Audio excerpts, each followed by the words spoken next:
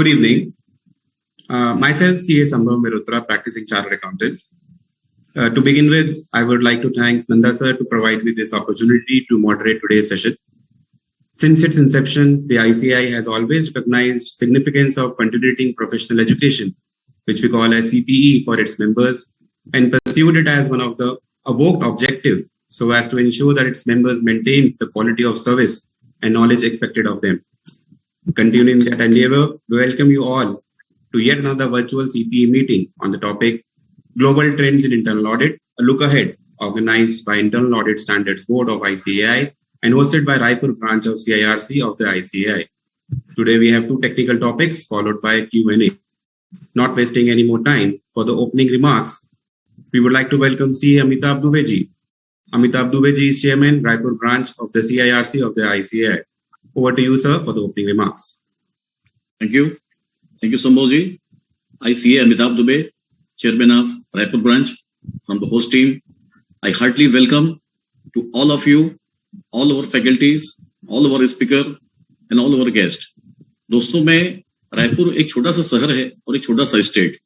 India हम सभी जानते हैं 130 करोड़ की पॉपुलेशन जहां पर है. छत्तीसगढ़ केवल 2.5 करोड़ की पॉपुलेशन है.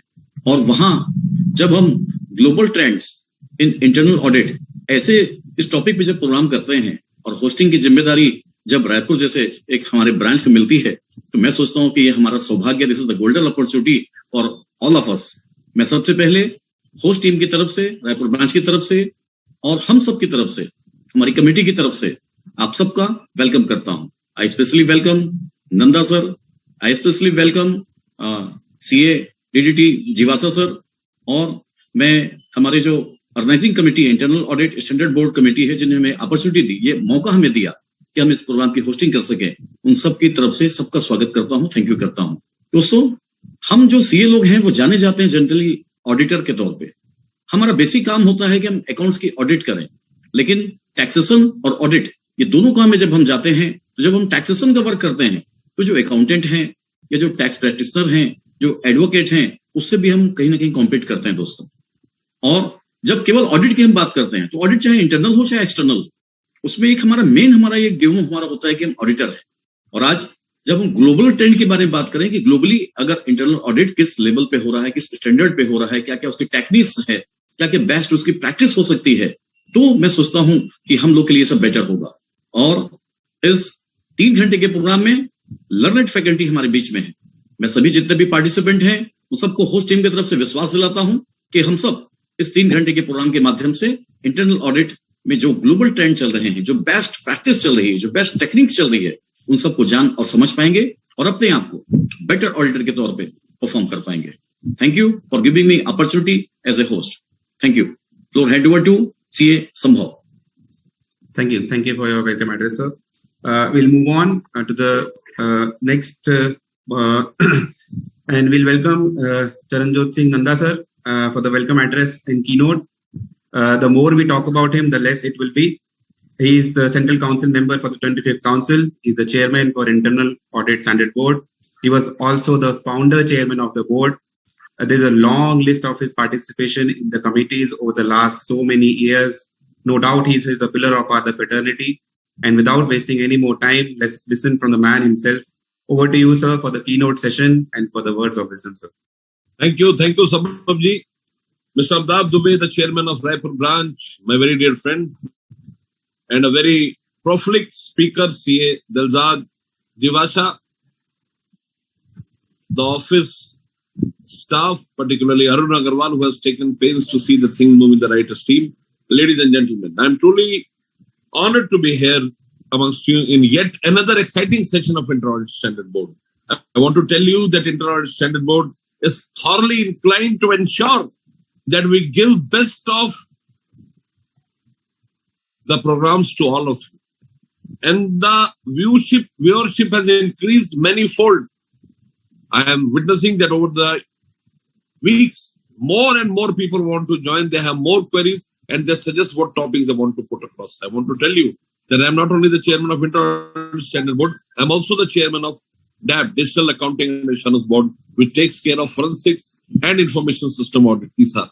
So I request you, any area where you want a special focus be given, we are at your beck and call.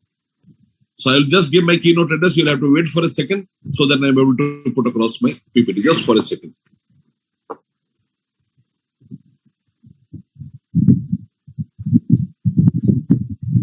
Is my PPT visible?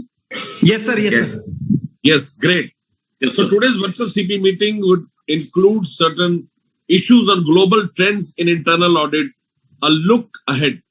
We are very keen to ensure that India converges with global trends and ensure that we emerge as the best across the entire globe. The coverage shall include two things. One is critical strategies to align environment, social and governance issues with enterprise risk management in a new paradigm. And the second topic is reinventing internal controls in the era of digitization.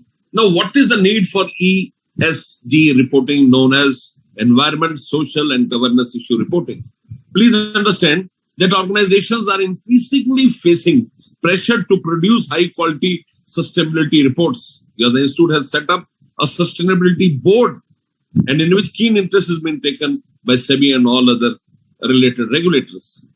We are very keen to ensure that ESG reporting is at the right esteem, because now there are certain increased incentives tied to ESG goals, as investors and regulators placing greater emphasis on such efforts. You are aware that on 19th November, we are hosting a very big World Congress, which has come to our country after 118 years. There, all people who travel from overseas or India, you have created carbons, and we have to get credits so that we are able to effectively set them off. So ESG reporting is one of the most important area where working has to be undertaken at the highest level. The importance of ESG reporting is becoming increasingly evident, and companies need to treat it in the same way as they treat financial reporting. I can only say one thing, that over the years, ESG reporting shall have the same prominence, same relevance as financial reporting. The organizations need to recognize the responsibility of creating policies and procedures that establish adequate internal controls and accurately reflect the organization's ESG performance. Very, very important. Now, what are the key considerations of ESG? Number one, a company needs to identify and evaluate its ESG impacts while establishing target goals that are measurable and realistic. These goals should account for the risk in case they are not achieved. Very, very important. Each and every risk emerging from any area, including environment, socialistic or governance, needs to be highlighted. Not only risk has to be created, it has to be mitigated, and one has to be ready to mitigate risk when it emerges from nowhere. As organizations report on ESG metrics, in many ways, they need to have policies, processes, and internal control which effectively establish high standards of quality and produce reliable information for decision making. The third and the most important thing which you need to understand is that in order to create and protect organizational value, ESG initiatives and reporting needs to be aligned with the priorities of stakeholders and the governing body. Management and internal audit has a great role to ensure that all these efforts are coordinated. So you'll have a great session under Mr. Delzad, who is a very prolific speaker. I know him over the years, and his technical content would always put you at the right perspective. The second, internal control in the age of digitization. You are all aware that the new opportunities which digital technologies bring to enhance internal controls and challenges in implementing change are profound, are manifold. Whenever a new risk comes in, technology helps you to identify and mitigate that risk. So you need to understand that each new wave of disruption and transformation brings with it new and emerging technologies which introduce new control risks to the business. Very, very important. Disruption and transformation brings with it new and emerging technologies which introduce new control risks to the business. To implement these new and emerging technologies, to strengthen and enhance their internal controls, the role of digitization is very, very important. Digitization ultimately assists in transforming internal controls, but companies need to understand the strengths and weaknesses of each technology and work to mitigate the associated risks. We need to understand that how internal audit and technology would move hand in hand. Technology will ensure that auditor gets proactive alerts. Technology will ensure that artificial intelligence becomes a service provider wherein zero risk, low cost work is undertaken. Technology will ensure that blockchain powered solutions are provided. Technology will ensure that analytical powered solutions are provided. But very, very important, very, very important, you have to understand that how you find solutions which are given by robots. It is keepers from bookkeepers. They give you certain resources which ultimately help you to move ahead. And you need to understand that technology solutions require domain expertise of a CA, because technology will only become fruitful once it is embedded with the thought process of CA, the checks and balances. So, ladies and gentlemen, I will not take much of your time. We have one of our very senior speaker, Mr. Delzad, to speak. We also have Mr. Sharma, who would join a bit late, but I promise it will be a very exciting session. I have personally heard Mr. Delzad on numerous occasions, and his style of deliberation plus his knowledge would ultimately pave a path where we will start enjoying things. I want to thank Mr. Dubey from Raipur branch, Mr. Sambha Malhotra, and particularly Mr. Delzad, who would be taking a technical session. So over to Mr. Delzad. Thank you. Thank you so much, ladies and gentlemen.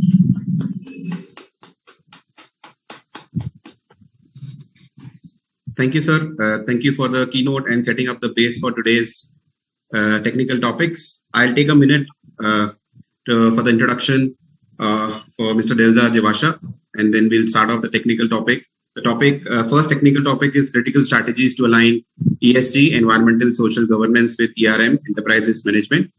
So CA Delzad Jawasha is a member of ICAI, ICSI, ICMA, and is also a first-class law graduate from Mumbai University. He has also completed post-qualification information system audit from ICAI and is also a fellow of the Insurance Institute of India. He has also successfully cleared with distinction the risk management examination of Chartered Insurance Institute, London. For his academic and professional achievements, he is also a recipient of prestigious awards as well. Presently, Mr. Jawasha is with ICICI Lombard General Insurance Company Limited and is a lead for driving practice in the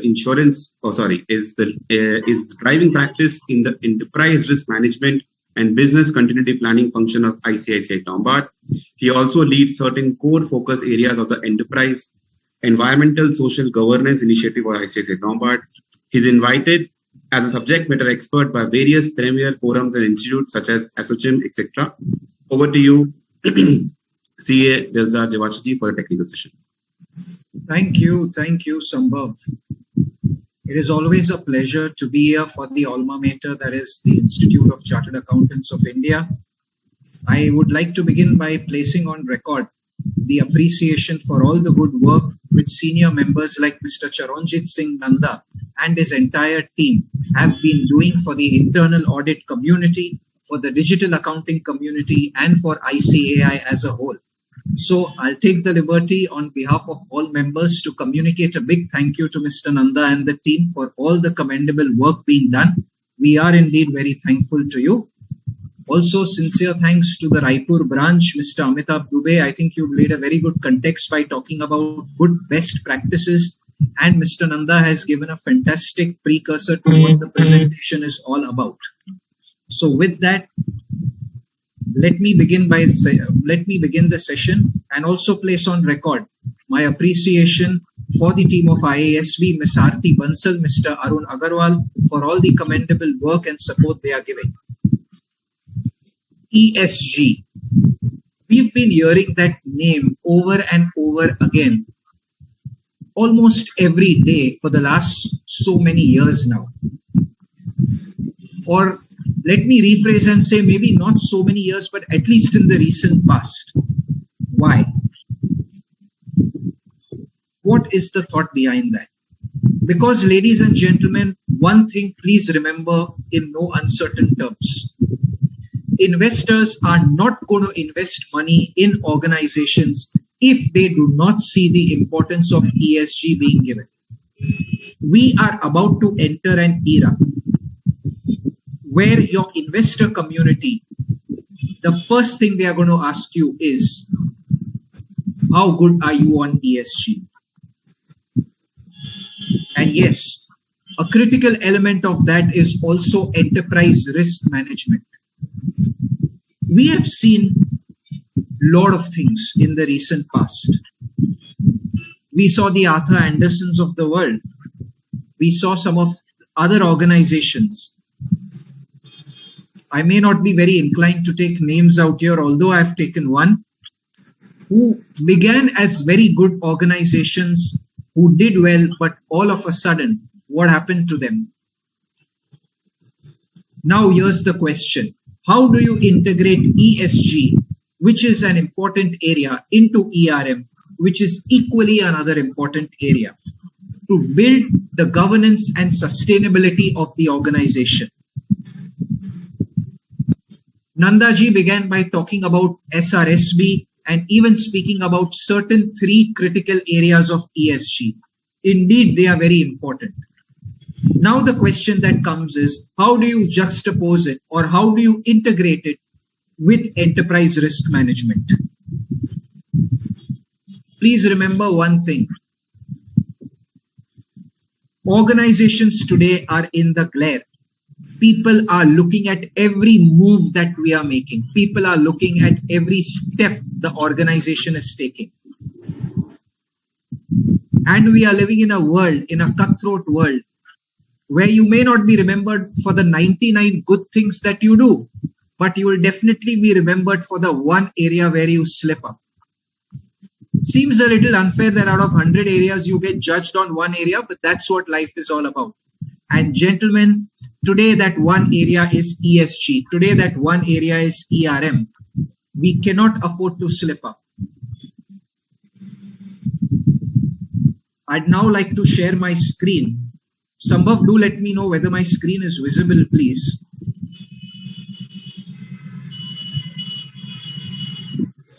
Yes, your slideshow is visible. Is it visible in slideshow? Yes, in slideshow. So the first step I want to highlight is that contrary to what many people believe, risk is not about, or risk management is not about taking no risks. It's about looking before you leap. Because the idea is that you are never going to be able to achieve success if you do not take risk. So one thing, remember, that risk management is not about avoiding risk. It's about taking an informed decision on which risk to take and which risk to maybe avoid. What I intend on covering today is how you integrate ESG with ERM. But the first step is to analyze every leg of this topic that we are covering, ladies and gentlemen, so that it lays the context and it gives you all a good paradigm into what you all can expect. So let's look at every dimension or every leg of this topic. What I propose to cover over the next hour and a half covers the background, the meaning of ERM, key facets related to ERM, certain core focus areas of ESG, organizational governance structures, strategies to integrate ERM with ESG, and finally, what does a conclusion look like? So as I mentioned, corporates are into the business of taking risks. You're not going to succeed if you don't take risks. In fact, I don't think there is any business in the world which you can say is completely risk-free. If there is any such business, please do let me know. I'm sure along with me, many people will be interested in going ahead and maybe investing a lot of money into that business, knowing it's risk-free. But we know that that's not reality. You will have to take informed risks. It's not overtly difficult. The key is being conscious and being aware of the risk. The first step is accept the fact that there is risk. Since all of us are cricket aficionados in India, how many good shots does it take to hit a century? Maybe in a one-day international, 70, 80, 90. How many shots does it take to ruin a good innings? One bad shot? Yes. So that's what planned risk taking is about. It's about preventing you from playing that one bad shot, which is capable of undoing all the hard work that you have done. So why is risk taking important? Because it ensures a healthy top line, it ensures a healthy bottom line, and good protection to the balance sheet. These are the three fundamentals of risk management: top line, bottom line, and strength of the balance sheet. That's very important to understand and assess, because these three things cannot be achieved without risk management being on your side. Like I mentioned just some time back, several organizations have failed. There were situations that when the stakeholders of top organizations would walk into conference halls, would walk into meeting halls, people would actually get up to greet them. People would get up to meet them. Within a span of 3 months, these are the same set of people. People even refuse to recognize them. What happened in 3 months? What changed so much? The problem is that we tend to think that risk cannot hit me, it will always hit the other. And that is the first step to understand. Acknowledging the fact that there is risk does not mean that you have diluted your value in the eyes of other people. Only will you accept the fact that there is risk, will you be able to treat it, will you be in a position to mitigate it. But the challenge that comes in is at step 1, where acceptance of the risk is absent. Why? Could be a multitude of reasons. We may think कि भाई अगर मैंने accept कर लिया कि ये risk है, तो maybe what will my clients think about me? Or what will my managers think about me?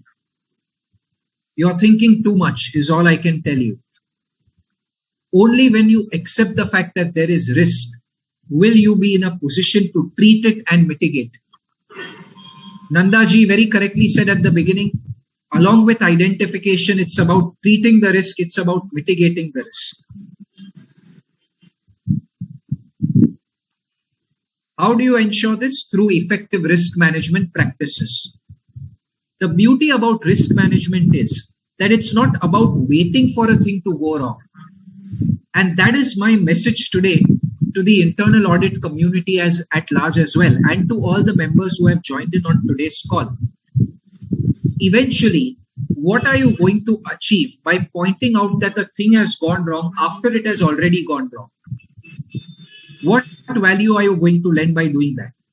I'm not saying that's not important, because when a thing goes wrong, it's equally important to do a root cause analysis and prevent it from happening again. But that's one leg of it. What if I was to tell you that you can add value to the board of directors, you can add value to the management by actually telling them today what can go wrong tomorrow? And if you can do that, you will see the respect that they command in your eyes. Likewise, even the respect you command in their eyes. The solution to that, very simply put, is enterprise risk management. I would like to cover every dimension of the topic we are taking up today before actually going ahead with the strategies on how to integrate ESG with ERM. And what you will see in the later part of the presentation is 10 defined strategies. Yes, ladies and gentlemen, 10 core key strategies as to how you can successfully integrate ESG with ERM through a practitioner's perspective. The whole idea of the presentation today is to not look too much into theory or not look too much into what is right, what is wrong, etc., etc. The idea is to give a practitioner's experience, understand what are best practices in this space, as was highlighted by Mr. Amitabh Dubey when he gave his opening comments, and look at what are the global trends across the globe as to how different companies across the world are successfully integrating ERM with ESG. I can fairly say that they are two sides of the same coin. You now cannot look at it in isolation. Risk, very simply put, is the probability of an event occurring which impacts the attainment of your objectives. So you may have an objective in mind. That objective could be any objective. Anything that prevents you from achieving that objective is basically a risk. So very simply put, what is risk? Identify in your mind what is your objective and ask yourself, what can stop you from achieving that objective? Whatever is your answer is a risk. You've identified risk. Now, it doesn't end at identification, right? You also have to assess the risk. How do you assess? Two important criteria. Sambhav, I hope my presentation is visible. Yes, sir. Yes, sir. Yes. Yes, sir. Is it? Amitabh Yes, ji, yes. what about you? It's visible, right? Yes, yes. Yes, sir. Yeah, excellent. So we've got to understand one thing, that probability and frequency, or severity and impact, are the two fundamental criteria which are used to measure risk. While velocity as a concept is gaining increasing prominence, the important areas are probability of occurrence or frequency of occurrence and severity and impact of occurrence. Probability talks about how often can the risk really hit you. Can it hit you once in a month? Can it hit you once in 2 months? Can it hit you once in 3 months? How often can the risk actually hit you? Again, severity or impact is about understanding and assessing that once the risk has actually hit you, what is the severity or impact of occurrence? To what extent can it burn a hole in your pocket? Is it going to impact you by 1 crore rupees, 2 crore rupees, 5 crore rupees? How much? What's going to be the impact? So these are the two criteria which are used to essentially measure risk. One thing that I particularly want to focus on is, if I wanted to use the word, I could have used the word functional risk management. I could have used the word department risk management. I could have used the word unit risk management. Did I do that? The answer is no.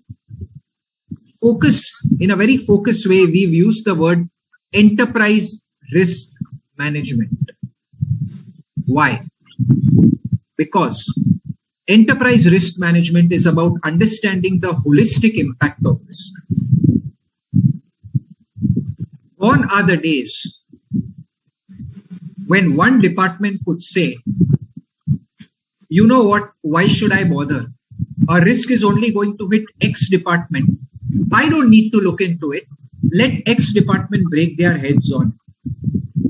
We are living in such an interconnected world, ladies and gentlemen, that one risk is going to have an impact on the entire organization. Think about it this way. Tomorrow, if there's adverse media publicity about your organization in the media, which is a big reputation risk, even if you have pristine, clean financials, people will start doubting the quality of your financials. Why? Because the organization is already in the news for the wrong reasons. So the finance team cannot say, why should I bother? Let the sales guy go and break his head. Eventually, it's the sales guy who has to get business. Why should we bother? You cannot say that.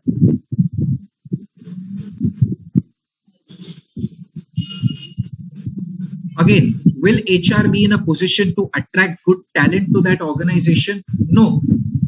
Why will any person want to associate himself or herself with an organization which is in the news for the wrong reasons? So that is exactly where enterprise risk management, as the word suggests, aims at understanding the holistic impact of risk on the entire organization.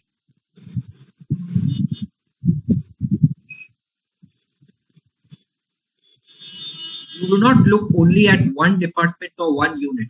When you look at risk, you look at risk in the lens of the organization. The critical element in ERM is having a framework. So what some of your risk mature organizations do is that they have got a dedicated risk management framework in place, which lays down what the responsibilities are, which lays down the requirement, And eventually, it focuses on the reporting of risk, how to control the risk, and how do you communicate the risk. Right from the lowest rung till the topmost rung, which is your board of directors. So your framework should lay down whose responsibility is what, how will the reporting framework look like, and how will the communication happen, right from the junior most employee in an organization till the board of directors. So that's what good enterprise risk management frameworks are all about. Above all, please remember one thing. Risk management is not about waiting for a thing to go wrong and then acting on it. No. The buzzword for risk management is proactivism, because the whole idea is to protect the balance sheet of your organization, to protect your organization. And you cannot do that if you are reactive in nature. The need of the hour is sitting today, give solutions to protect an organization tomorrow. Think what is the risk that can hit you and come out with strategies to ensure that either you prevent the occurrence of that incident for your organization, or if you cannot prevent the occurrence, you cannot prevent the frequency of occurrence, minimize the impact of occurrence.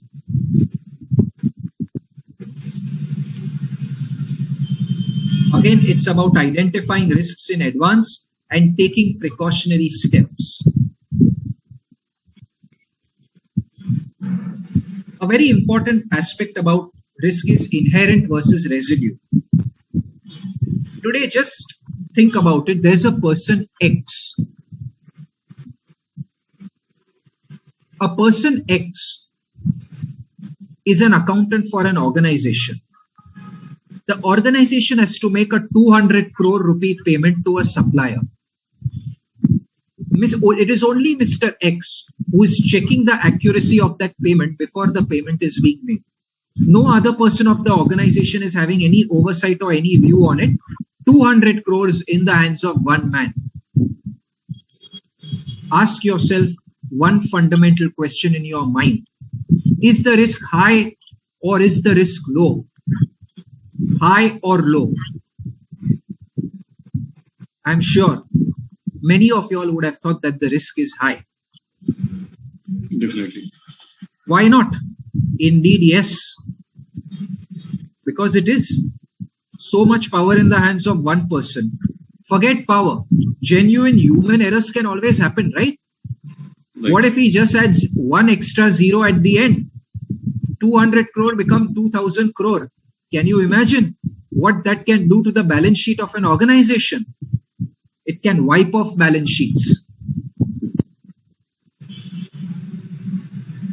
Now,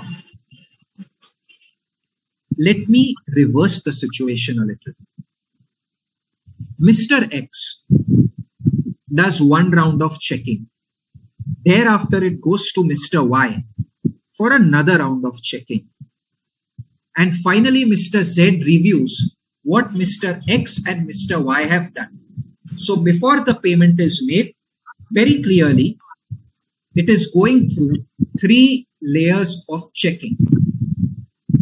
And then the payment is being made of 200 crore. Again, ladies and gentlemen, please ask yourself one fundamental question. Is the risk high or low now? I'm sure many of you all must have felt the risk is now on the lower side. It may not be zero, but definitely it's on the lower side because you're following a 6I principle.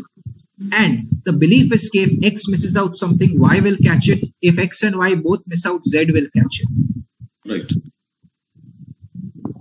So you built up a cushion. Do you realize what I just made you all do or what you all just did? When I first asked you all a question, high or low, all of you all in your minds must have thought high. Because in your mind, you felt there was no control to it. That level of risk was called inherent risk. Because it doesn't factor in the presence of controls. And second time, the moment we built in controls and the question was asked, Is the risk high or low? You all said low. Why? Because in your mind, you all felt, okay, you know what? There is a control. You've rated the control in your mind, you have assessed it, and then you've arrived at a risk level. So when you talk about enterprise risk, you have to understand that every risk has to be looked at in the lens of an inherent risk and the lens of a residual risk. The difference is when you bring in controls, and when you bring in controls is when you look at residual risk.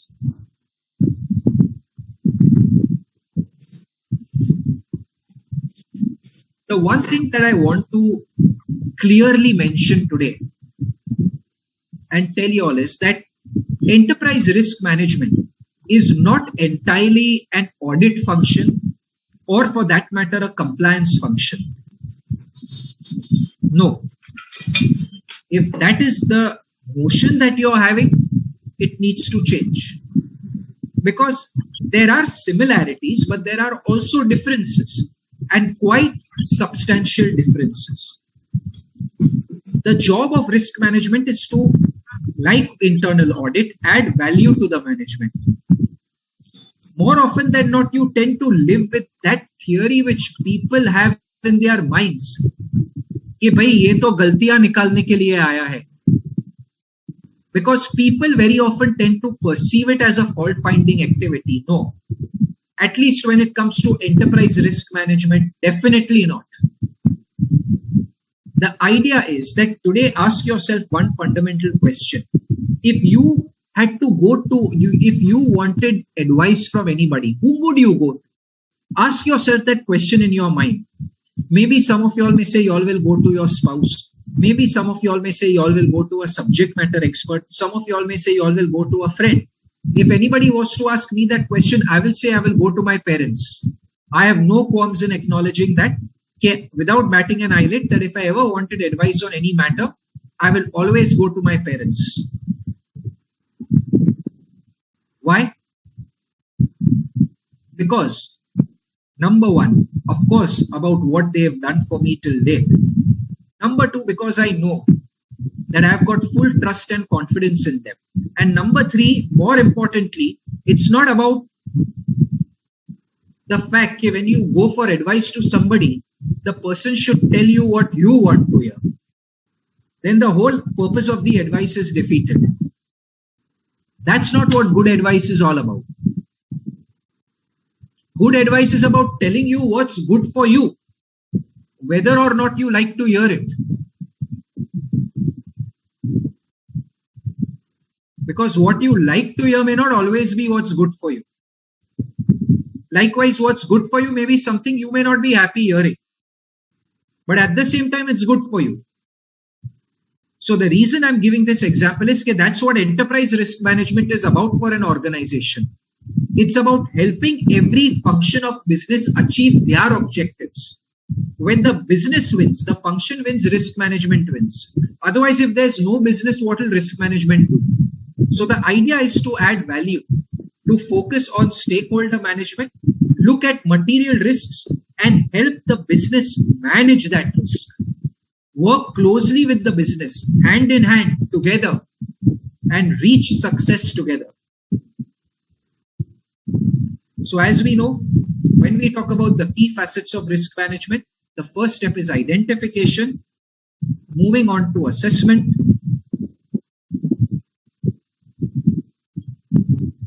evaluation, treatment, and monitoring.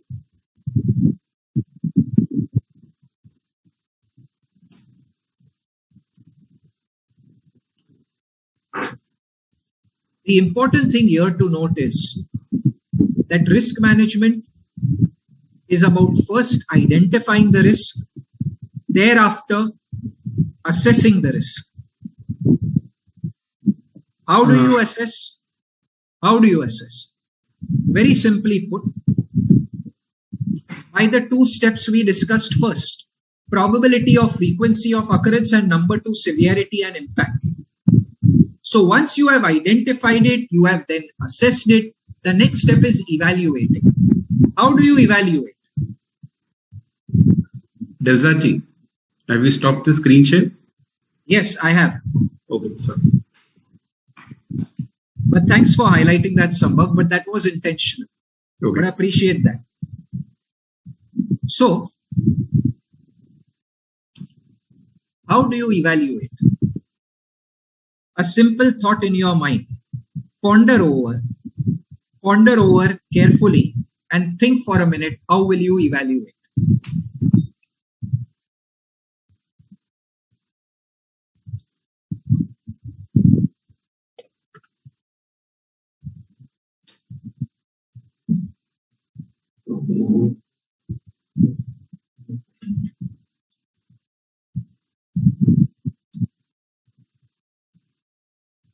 See, look, organizations are confronted with multiple risks. But all risks are not going to rank equal for you. All risks are not going to be equal. Now, evaluation is where you basically look at grading the risk into high, medium, low. Because risks are many, but resources are too few. Now, the objective is, how do you allocate resources to various risks? The only way you can do it is by grading. And grading and evaluation is about grading. That first grade the risk as high, then medium and low, so that you can prioritize your resources in that direction. And finally, once you have identified the risk, you have assessed the risk, you have evaluated the risk, why are you doing all that you are doing? What is it that you are trying to achieve? The whole idea is to move towards a risk-free environment. And how do you do that? By treating the risk or mitigating the risk. So risk, the entire risk framework has to be made up of 4 fundamental dimensions. Number 1, identification. Number 2, assessment. Number 3, evaluation. And finally, number 4, which is treatment. So that's what your entire enterprise risk management framework should look like. Again, the important point that I want to highlight here is, sorry to reiterate that, but risk management is not about audit or compliance or doing something because the regulator told you to do it. It is in your interest to embrace risk management, because if you embrace it, you are going to come out a winner. On a lighter note, does the regulator have to come and tell you to have your food? Does the regulator have to come and tell you to drink water? No, right? It's something that you do very naturally. It comes very naturally. Why am I giving this example? Because that's what risk management is all about. It has to come very naturally to you. Now, moving on to the second leg of the topic, which is ESG. Environment, Social Governance. SEBI came out with a circular on 10th May 2021 last year. And that circular has completely changed the dimension.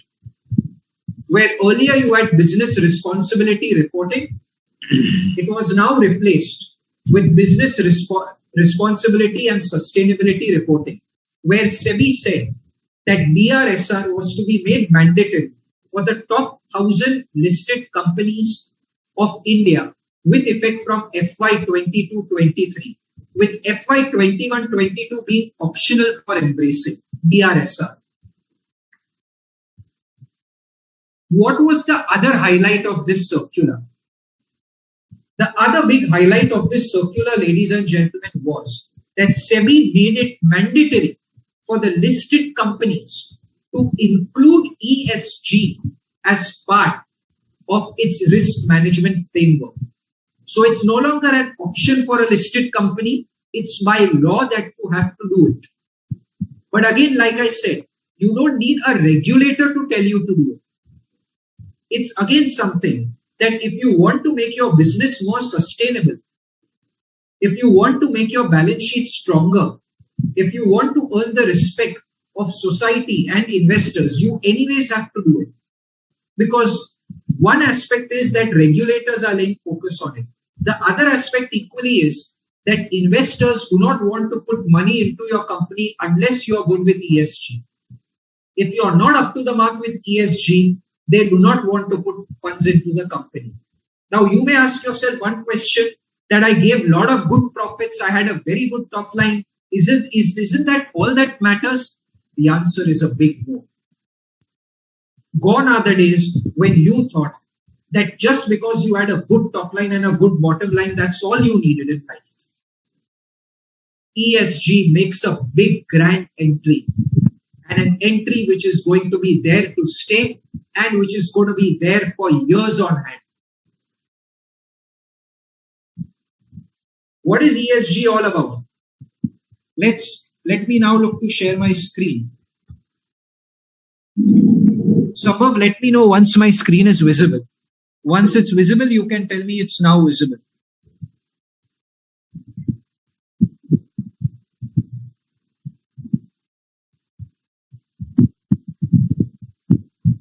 Yeah, you're back. We can see the screen. Yes, sir. Right.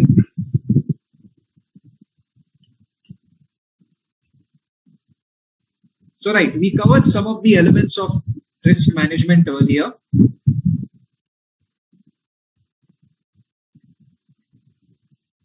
ESG demonstrates a commitment by the top management of the company.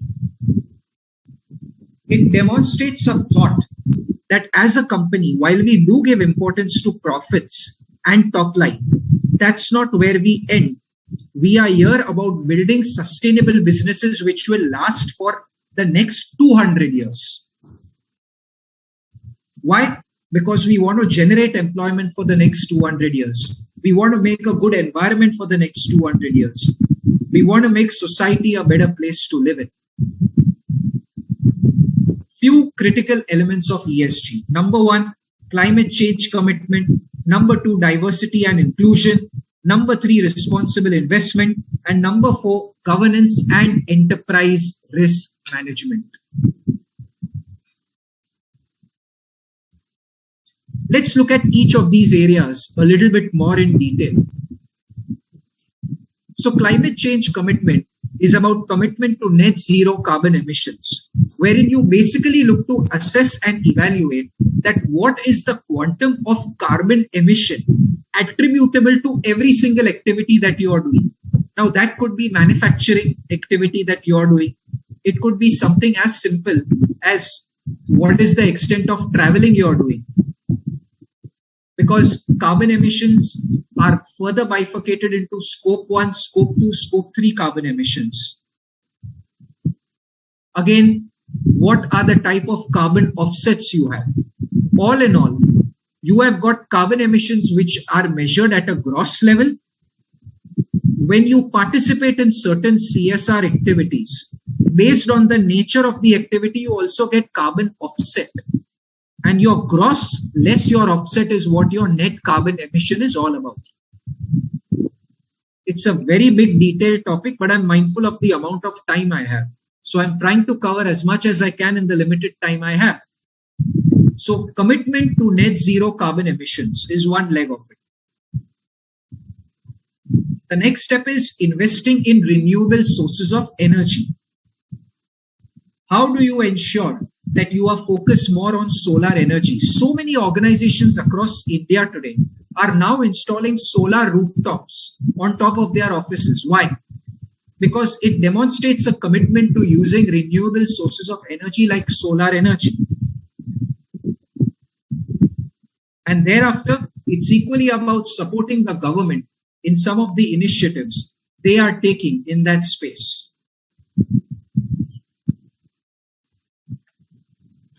Diversity and inclusion. India maybe would be having broadly some kind of what, a 50-50 split of females, maybe slightly more towards males. But when you look at your offices, what percentage of your office actually has female employees? The percentage is much lower. So the question is, what are you doing as an organization to attract female employees? What are you doing as an organization to balance out the objective to prevent female employee attrition to hire more female employees. Why? Because the idea is to balance out the male-female ratio in the organization. Again, as a company, what is your commitment to disabled people, or maybe or people who are maybe not physically able? So it's important to understand that as an organization, how do you support these sections of society which are seemingly marginalized? How do you support these sections of society to ensure that you have equity and inclusion in your office? Because the whole idea is to have a balanced work culture, and it benefits. It benefits because you get opinions from a diverse strata of society. If you don't have representation from all strata of society, how will you get to know their opinions? How will you look to build an organization which is equally caring towards different segments of society? So equally, ESG expects you to have those kind of disclosures of diversity metrics. I can only tell you one thing, ladies and gentlemen, that diversity, equity, and inclusion is going to be one of the topmost agendas for boards in the coming decade. Or rather, let me rephrase, in the coming 2 decades. Again, the other idea is that even when you talk about representation of female employees, what is the representation of women in your board committees, like your BNRC or your risk committee or your audit committee? In your senior management, what is the percentage of female employees? So these are also things which are being looked at by investors today. Because investors, before they park aside large volumes of money into your organization, they don't only want to color their imagination with the amount of sales or the amount of profit that you make. I'm not saying that that's not important. Of course, it's very important, but that's not where the story ends. As an organization, you have to demonstrate much more than just a top line and a bottom line. Responsible investment. Today, every organization has got a lot of surplus funds. What happens to the surplus funds? Basically, they get invested.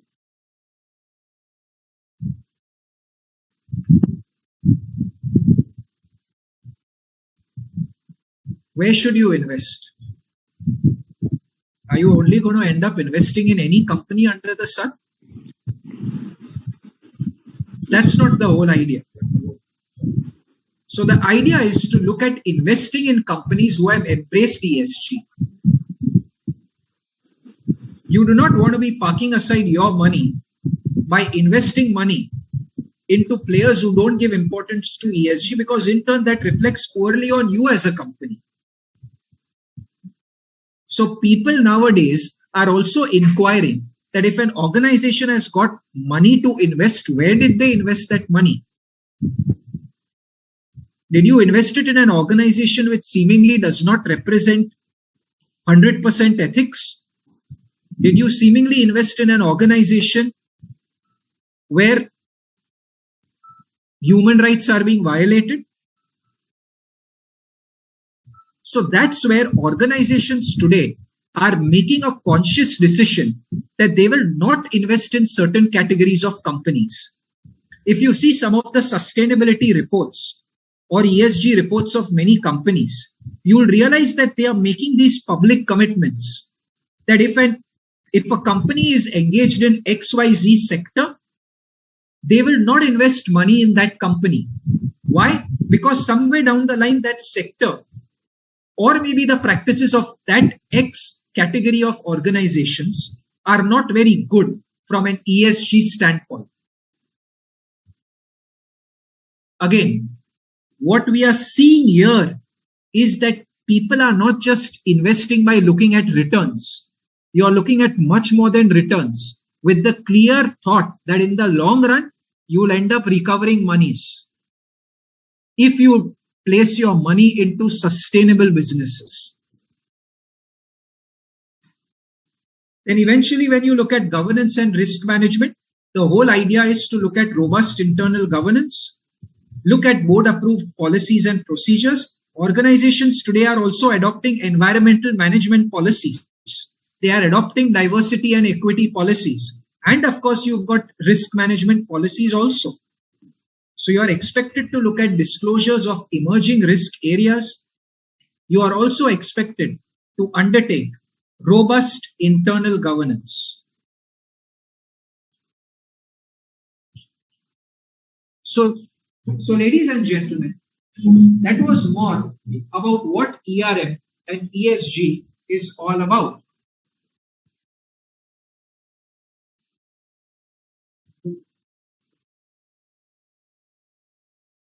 One thing that I want to leave you with is, or rather one before I go on to the actual strategies, is the fact that you all must have understood one thing very clearly, that you cannot isolate ERM from ESG or not look at both in conjunction. You have to look at both together. You have to look at integrating both, because only when you integrate both will you get the real benefit or value out of it. So having understood enterprise risk management, having understood ESG, let us now look at core strategies or best practices which organizations today are adopting or following to integrate the two. Like I mentioned at the beginning, we will be looking at 10 core key strategies. And I can tell you one thing, that if you look to implement these 10 core strategies, which are derived from global best practices, by looking at organizations across the globe, you are absolutely certain to be successful in the journey of ESG, risk management, and integrating all of them. So let's look at the strategies one by one. Sambhav, let me know once my screen is visible. Sure.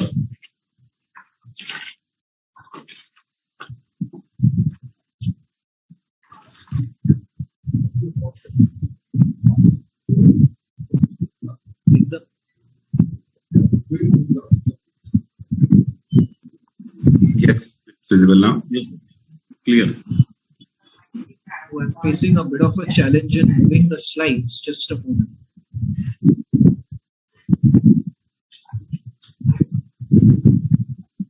That's technology risk, another upcoming risk area, which all of us have to live with in a hybrid world. Yeah. Technology, as much as you can't do without it, it's become a single point failure in today's times. So that's also a risk. Let's see how we can manage that risk. वरना मालूम पड़ा कि risk के session में हमने risk को mitigate किया नहीं. Yeah, Sambhav, are we on? Yes, yeah. Yes. Okay. So the first key strategy to look at is, what is your governance structure as a whole? What organizations today are doing is that initially all of you all know that organizations used to have an audit committee, they used to have a nomination and remuneration committee, they used to have an investor committee. But now, increasingly what we are seeing is that organizations are having an ESG committee, or you can call it even a sustainability committee, or maybe a CSR and sustainability committee, or a risk and sustainability committee. Net, the point I'm trying to make is that organizations have brought that oversight at a board level. So if your board is right here on the top, organizations have ensured that they look at an ESG committee which is at a board level, which is headed by your independent directors. So the chairperson of your ESG committee is typically an independent director. And 2/3 majority of that committee also comprises of independent directors. So the first critical strategy is, look at what your governance structure is and have an ESG committee at a board level for your organization. Again, if you represent the practicing CA community, these are all good suggestions or recommendations which you all can give to your clients when you all meet them, so that they'll appreciate the value addition and know from where you're coming. But how often does an ESG or a board level committee meet? Any guesses? Maybe once in 3 months? Once in 6 months? unlikely it will ever be more than once in 2 months. So that's like 6 meetings in a year. Is it enough to just have 6 meetings and end it there? I don't think so. That's not enough.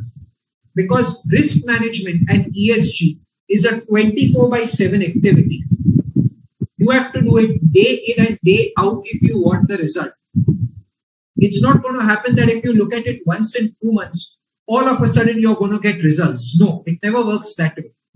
It's a 24/7 by 365 activity. If you want results, you'll have to do it day in and day out. Now your ESG committee is not meeting daily. So what are you going to do? So the objective is formulate internal governance committees, which comprise of your C-suite executives. Automatically, you'll realize that there will be a lot of importance given to it when your C-suite executives, like your CFO, Chief of Technology, Chief of Risk, start looking into it. As we say, you'll always do a thing when your boss tells you to do it, right? So it's important to get all the bosses involved into ESG, all your C-suite. So that's when you've got internal ESG committees. You've got committee for diversity, equity, and inclusion. You've got a lot of internal risk management committees also. These risk management committees could be manifold. There could be an operational risk committee, a market risk committee, a credit risk committee, different committees.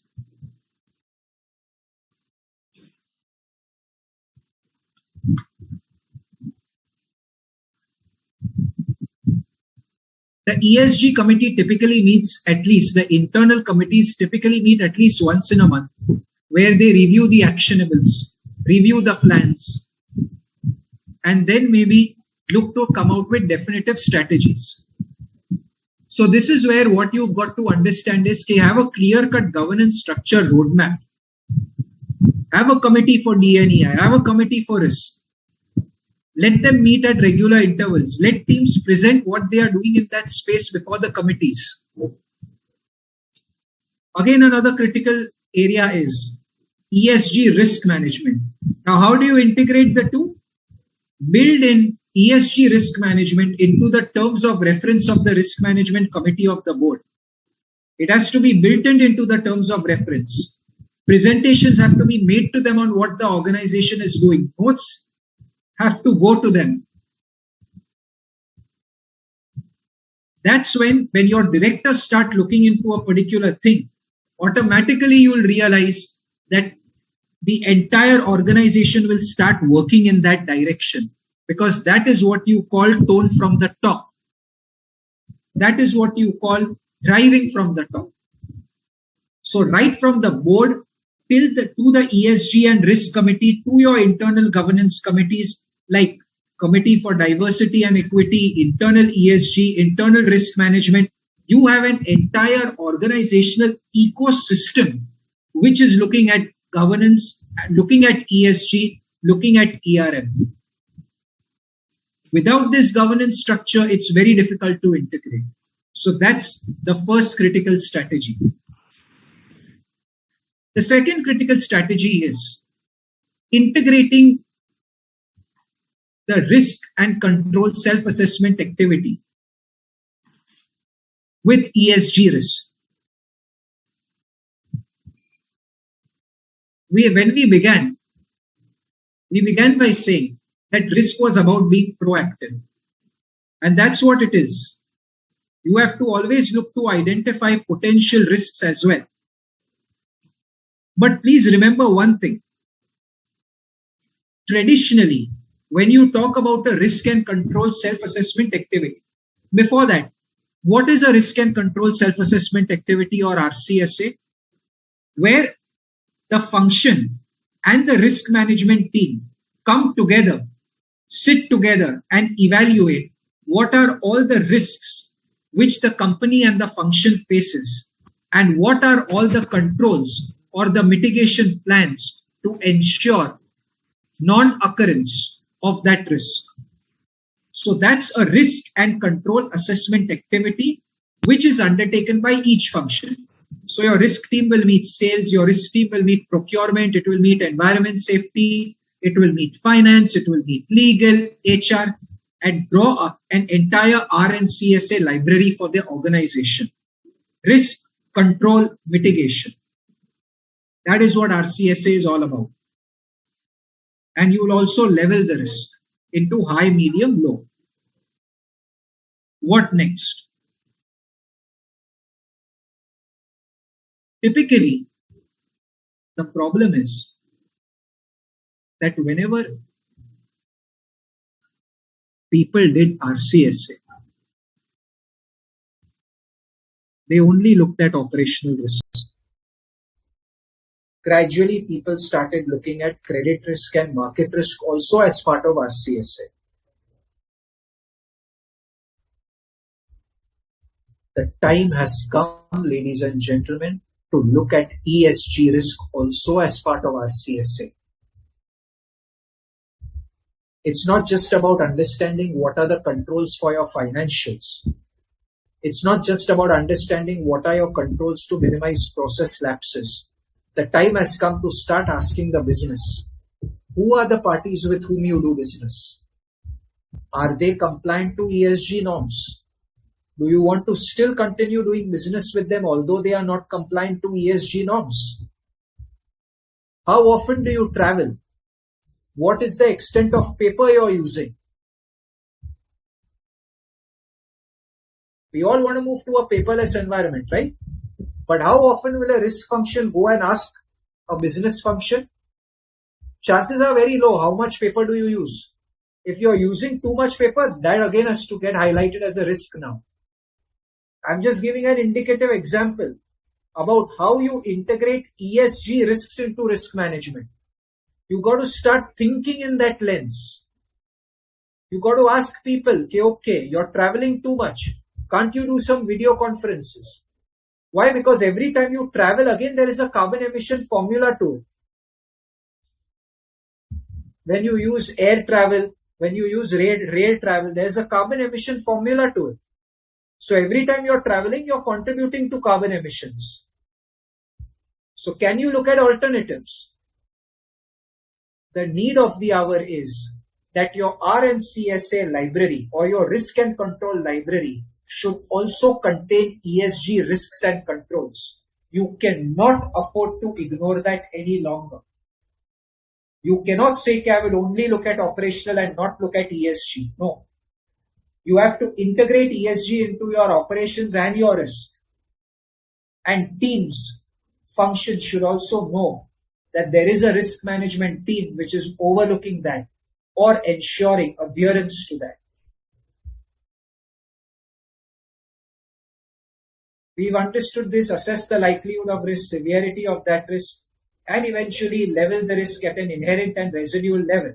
So what you are doing for your operational risks, also do that for your ESG risks, but do it. So we looked at two strategies. What is the third strategy that we want to look at? How will we integrate ESG and ERM? We began with governance structure, internal governance structure and board level governance structure. We looked at risk and control self-assessments, which are undertaken with the first line of defense functions. The third is having defined key risk indicators. What are key risk indicators? Nothing but RAG or red, amber, green. Red is high risk, amber is medium risk, green is low risk. Your traffic light status. So you have to have defined key risk indicators, which need to be crystallized post discussion with your C-suite executives. Let's take an example. You have to monitor what is your carbon emission as an organization. Again, if you want to achieve a particular vision of carbon emission, what you have to track and what you have to understand is how will you reduce your carbon emissions over a period of time. So when you are tracking your carbon emission for this year, you have to compare it with maybe your carbon emission of the earlier year or the year before last. If you have exceeded that, maybe you're in high risk. If you have maintained the same level, maybe you're in amber or medium risk. And if you have reduced it by maybe 10% or more, you're in green or in low risk. So this is how you look to have key risk indicators in place for different elements of ESG and build that in as part of your framework. You may even have an indicator of controlling female employee attrition, where you don't want female employees to leave your organization. If too many female employees leave the organization, you decide your percentage and then bucket those percentages into red, amber, green. That is what will give you a better idea of where you're standing. And if a risk comes in red and amber, you know that you'll have to work hard to ensure it comes back into low. But the need of the hour is have these indicators in place, present that to the risk management committee after taking the buy-in of your ManCorp. And this is where proactive risk management comes in, ladies and gentlemen. Typically in the real world, a risk will never directly go into high. Generally, more often than not, you'd always see it first going to amber. So here you can do proactive risk management. Don't let it go to red. The moment you see the risk increase, try and bring it down so that you can achieve your objectives. Otherwise, it makes little sense that after the risk has gone into high, then you start acting on it. I'm not saying don't act on a high risk. I'm saying prevent it from getting into high risk. And how do you do that? Have key risk indicators on ESG risk. And this is what some of your risk mature organizations across the globe today are doing. They have adopted indicators for reporting to the risk committee and the board of directors. And they get reported every quarter to your board of directors. That's what your risk mature organizations today are doing as a best practice. But do you report everything to the risk committee? Everything?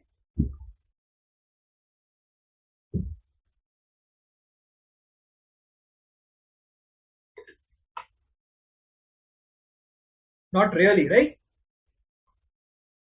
And why not?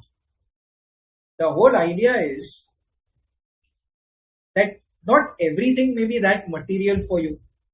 Or rather, may be material but may not be material or relevant enough that you actually end up reporting that to a risk management committee. There's something called prioritization. There's something called leveling, right? That's the key.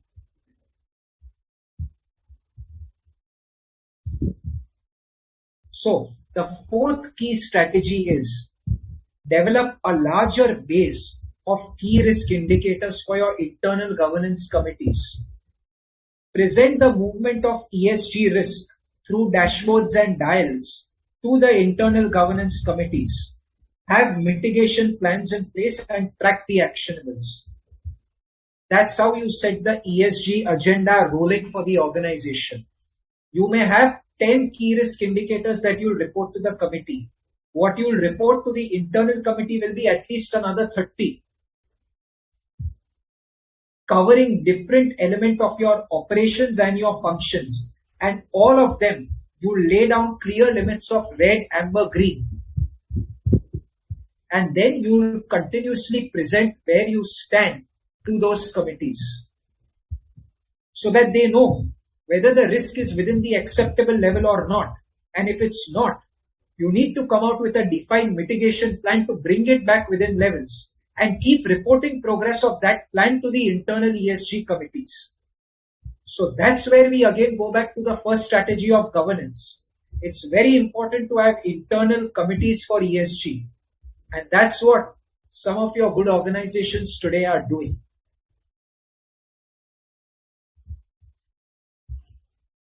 Let's look at the fifth strategy. Something that is personally very close to my heart. We know there is an old saying by a famous management guru Culture eats process for breakfast, right?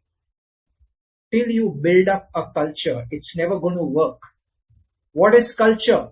Culture is what you do when no one is looking. Culture is what you do day in and day out. Culture is what you do or what comes from within or what is in the DNA of the organization. And that is the next key strategy. Ingrain ESG into your organization. Ingrain ESG into the DNA of every employee. On a lighter note, let him eat, let him sleep, let him breathe ESG and ERM. Before he takes any decision, does he evaluate the risk management aspect, the employee concerned? Does he evaluate the impact on ESG? Build up that culture for your employees. But how do you build up that culture? Undertake organization-wide training sessions. So this is where your risk management team should undertake training sessions on risk management and ESG for all the employees. Explain the interlinkage. Again, there should be focused examinations on ESG. Very often organizations conduct internal examinations as part of learning and development. Conduct these examinations on enterprise risk management and ESG. Cover linkage within that. Make those examinations mandatory, and before that, take training sessions. Continuously sensitize and build the importance of ESG and ERM for your employees. That's a big way you can succeed. You have to keep spreading and hitting home the message. Only then will you be able to make inroads. Otherwise, it will be very difficult. Telling a person what to do, what not to do is one thing. Making a person do it so that it comes from within is something else. And that's what culture building is all about. Let's look at the sixth scenario. Okay. What is ICAP? Or Internal Capital Adequacy Assessment?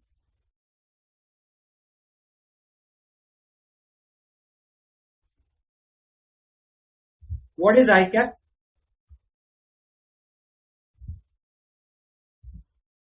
ICAP or Internal Capital Adequacy Assessment is a very important concept. The concept is that if there were certain adverse situations or adverse scenarios were to happen, what is the extent of capital which you will need as an organization to come back on your 2 feet? For a bank, an adverse scenario could be a large percentage of loans becoming NPAs. For a manufacturing company, it could be a very large volume of stock not being sold. For an insurance company, it could be a very high combined ratio. So the question is that what are these scenarios which can influence the stability of your organization? And if they were to occur or if they were to transpire, what will be the extent of capital that you will need? Do we do this activity? If no, it's a beautiful, fantastic activity which needs to be done, which is about internal capital adequacy assessment.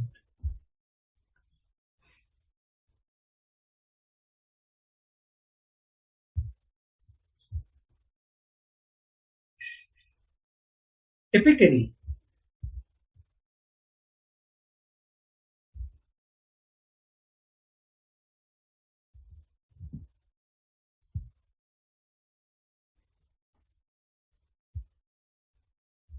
what we tend to think of when we do ICAP is only operational risk, market risk, credit risk. The need of the hour is look at ESG risk also when you are doing your internal capital adequacy assessment. And it becomes important. Why? Why does it become important? Because if you're not good in ESG and investors stop pouring money into your company, how are you going to survive, or how are you going to grow? How are you going to expand without the funding? So when you look at internal capital adequacy assessment, don't just look at it in the lens of operations. Do not just look at it in the lens of only something that you have to do because the regulator told you. While the regulator does ask you to do it because your own interest is in it. Because if an adverse situation was to happen which can erode your capital, you should plan out, if A happens, what will be my capital requirement? If B happens, what will be my capital requirement? This is called stress testing as to how an organization can go down. And you plan today for that not to happen tomorrow.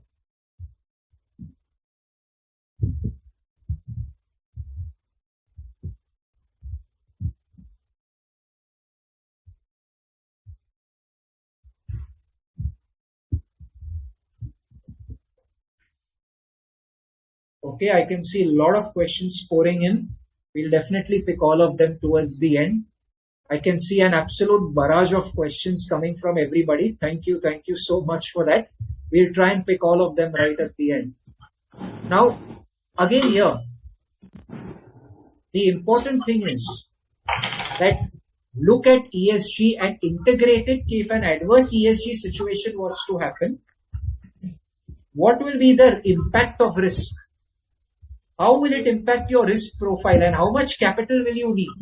So that way, integrate ESG into risk management and ICAP activities.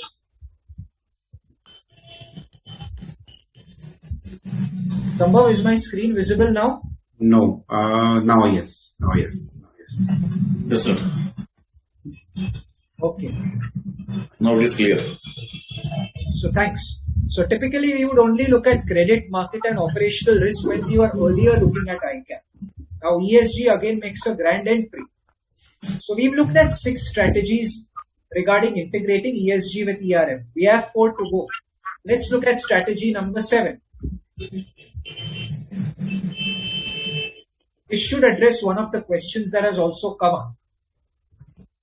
When you look at ESG, you do not only look at ESG within the ecosystem of your organization. You equally have to do a thorough analysis that when you are doing business with anybody or you are empaneling third-party vendors, are your third-party vendors also embracing ESG or not?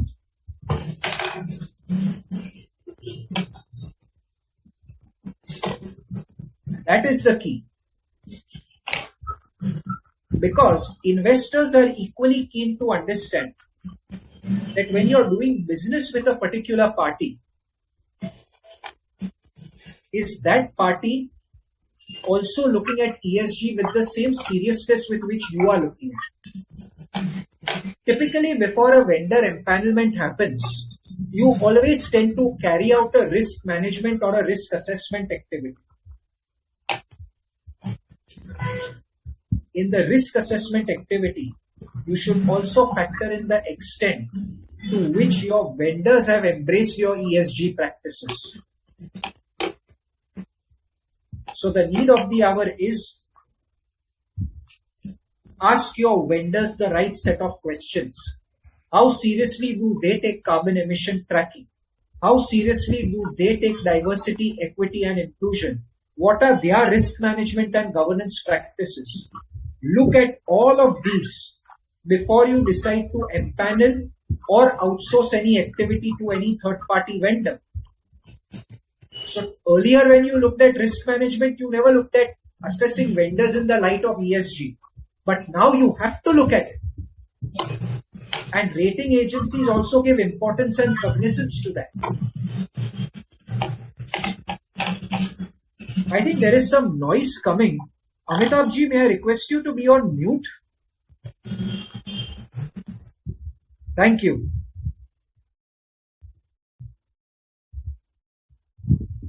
The next step is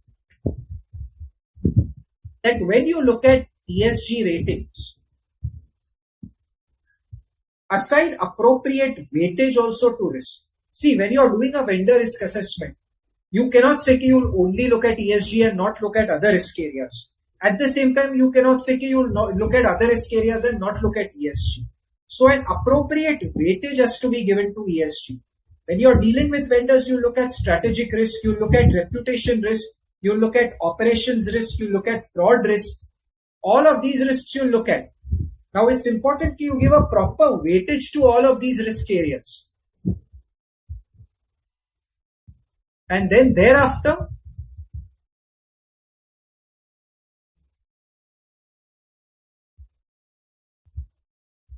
assign weightages.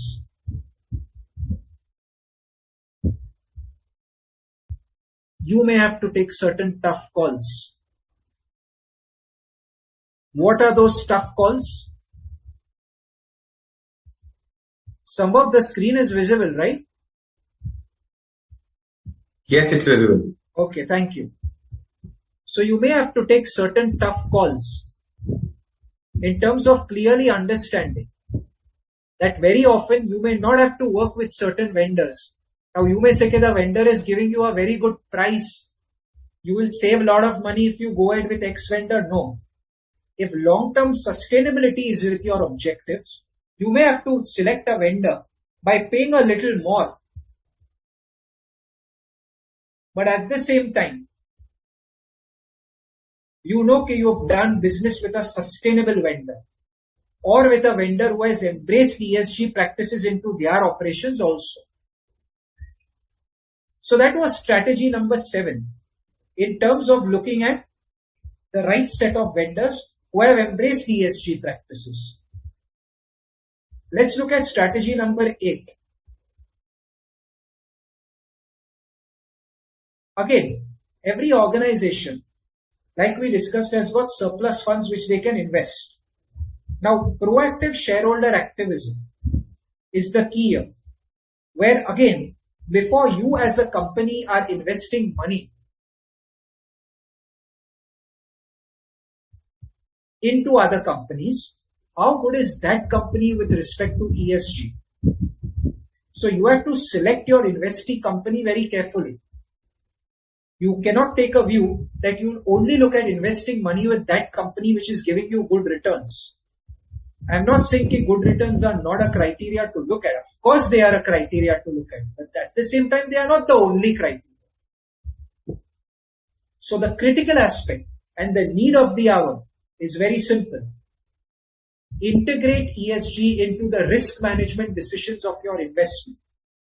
Again, you may have to take certain conscious calls to exclude certain categories of investments.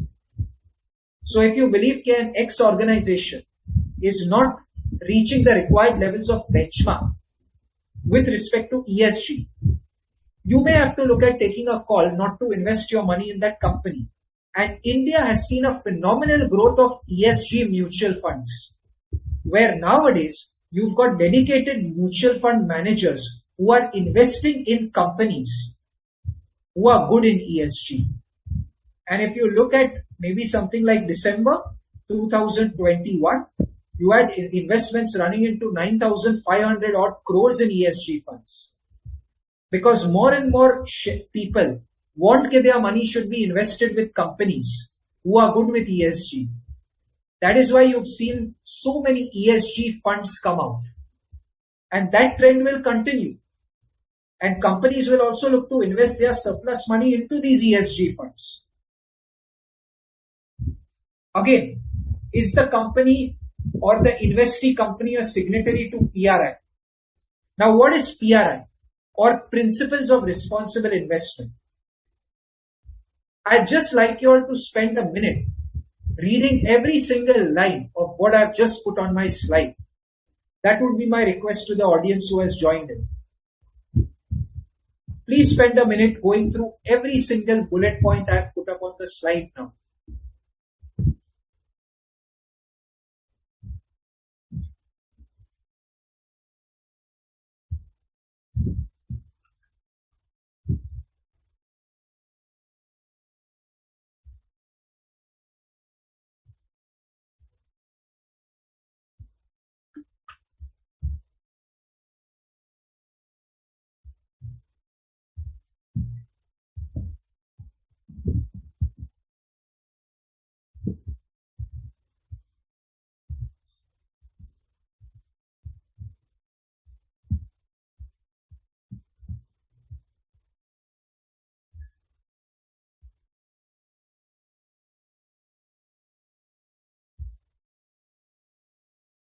So PRI, as you would have seen, was an investor initiative in partnership with UNEP-FI and UBIL Global Contact. To become a signatory, you require a CEO, a letter from the CEO of the company. But that's not it. You have to demonstrate at every leg that before investing in a company, do you look at ESG aspects of that company? Do you draw up dedicated questionnaires asking the company to elucidate their ESG practices? Do you draw up dedicated conversations or do you have dedicated engagement sessions with the prospective investee company before you invest money into that company? And principles of by being a signatory to the principles of responsible investment, you're basically demonstrating a commitment that before you undertake any investment, you look at the ESG aspects of that investment. Now, if you do not look at the ESG aspects, then that is equally a risk, because again, investors will catch you or they will want to know why you're not looking at that. So it is definitely a risk if you do not look at ESG factors before investing. And how do you look to better control that?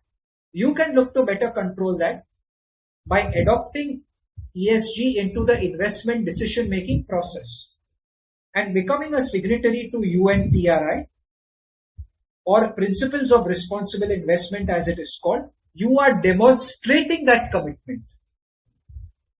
And not only that, every year you have to make a disclosure on UNPRI. So they've got an online reporting tool platform where you have to make disclosures. Now, when you make disclosures, you have to provide answers to certain questions that are asked by UNPRI. And if you don't answer that, delisting may involve reputation risk for you because you could get delisted. So certain questions that you are expected to answer as part of that would be, do you send detailed ESG questionnaires? Do you incorporate ESG due diligence findings into your investment decision making? What percentage of your assets under management are targeted in low carbon or climate resilient investments?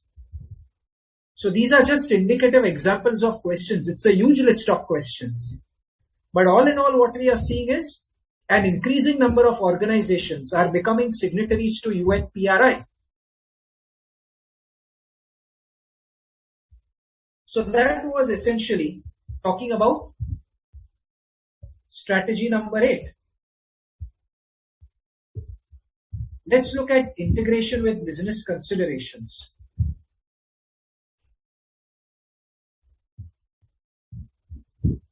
Again, you will soon see that as a result of ESG initiatives, and we are already seeing this trend with banks of some companies or certain countries refusing to give loans to corporate customers if the business is very coal intensive. Why? Because that the bank is demonstrating its commitment to ESG by not giving loans to businesses which are not good in ESG. You will even see insurance companies not give covers to companies which are not good in ESG. Why? Because that way they are demonstrating their commitment. You will soon see people not wanting to park aside money in mutual funds outside of ESG funds. So net, the point I'm trying to make is that as a company, what has equally become important is with whom are you doing the business? Who is the counterparty of your business? It's not just about what you are doing as a company. It's equally about whom you are dealing with. And if you are dealing with companies who are not good with ESG, then that's a big risk area. And that has to be incorporated into your ERM framework. Again, companies are setting those key risk indicators, which we spoke about earlier, that what percentage of the total business is coming through renewable sources of energy and what is coming through non-renewable sources of energy, the quantum of business which you are achieving from these sectors. Tracking is done and movement has to indicate a positive trend towards a balance being shifted towards renewable sources of energy. It may be a tough call. Yes, it is a tough call to say no to business, but at the same time, it's a call for the future. And when you're looking at sustainable businesses, you have to think long term, not short term. immediate gains cannot precede long-term gains. Long-term gains will always precede immediate gains. A very difficult decision to take, but at the same time, that decision needs to be taken today.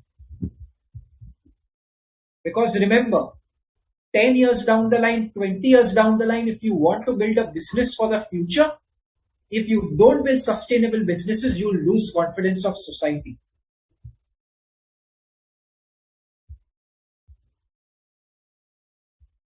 You've got to look at things beyond financial metrics. You've got to look at things beyond profitability only. As I said, be it banks, be it insurance companies, again, when you talk about a manufacturing company, before you buy from your suppliers, are you verifying as to how good your suppliers are with respect to their ESG practices, or did you only look at the cost? If you've only looked at the cost, you need a paradigm shift in thinking. This is where the next critical strategy, the one which we are now covering. Who are your counterparties? Who are the people you deal with in your ecosystem? Who are your clients? Who are your suppliers? They equally need to demonstrate commitment to ESG.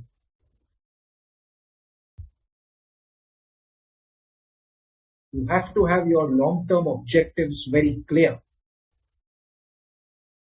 And if your long-term objective is to look at sustainable businesses, select the right people to do business with, who have alignment in thinking, who have alignment in objectives, who have alignment in processes, who have alignment in operations and business.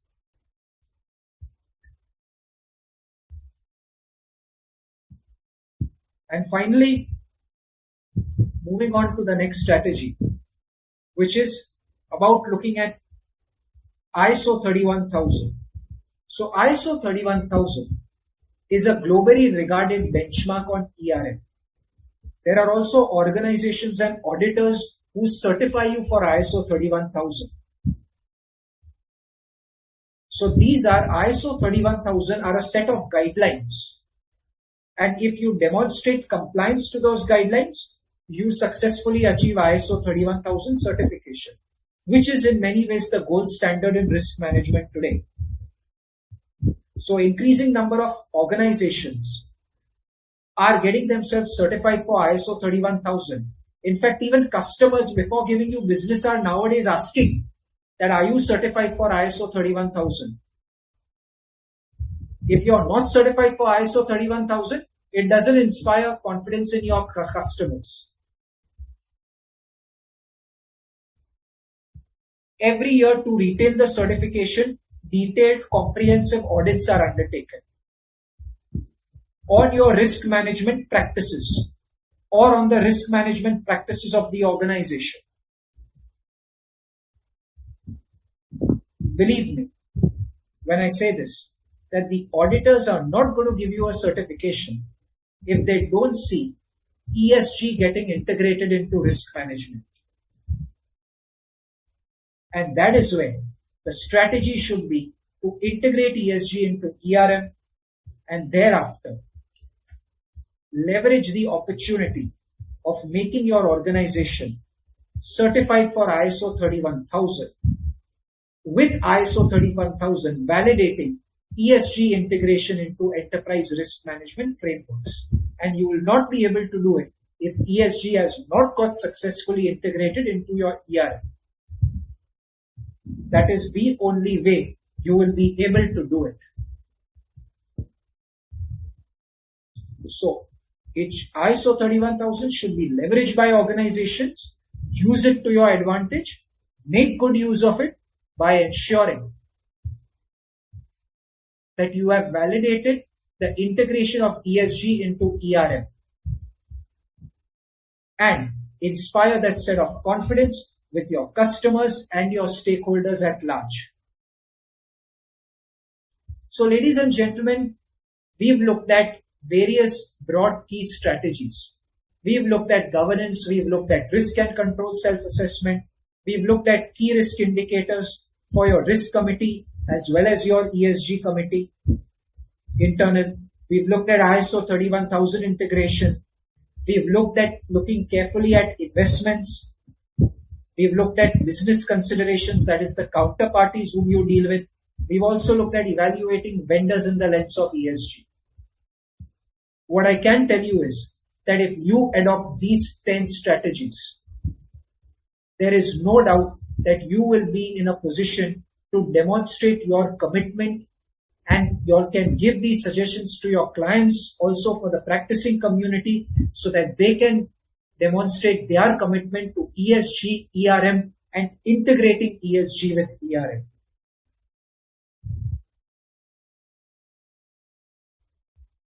I guess I'm just running a little short of time, so I will look to integrate that. So these are 10 strategies. These are critical 10 strategies you need to look at to ensure that you have given that confidence to your investors that you have looked at ESG risk and you've looked at risk management. What is it that I want to conclude with? I want to conclude with telling you all that organizations have come and organizations have gone. But what has characterized the good organizations from the great organizations? Organizations who have maintained their leadership position over a significant time horizon. Organizations which have emerged as market leaders over a period of time have two things in common.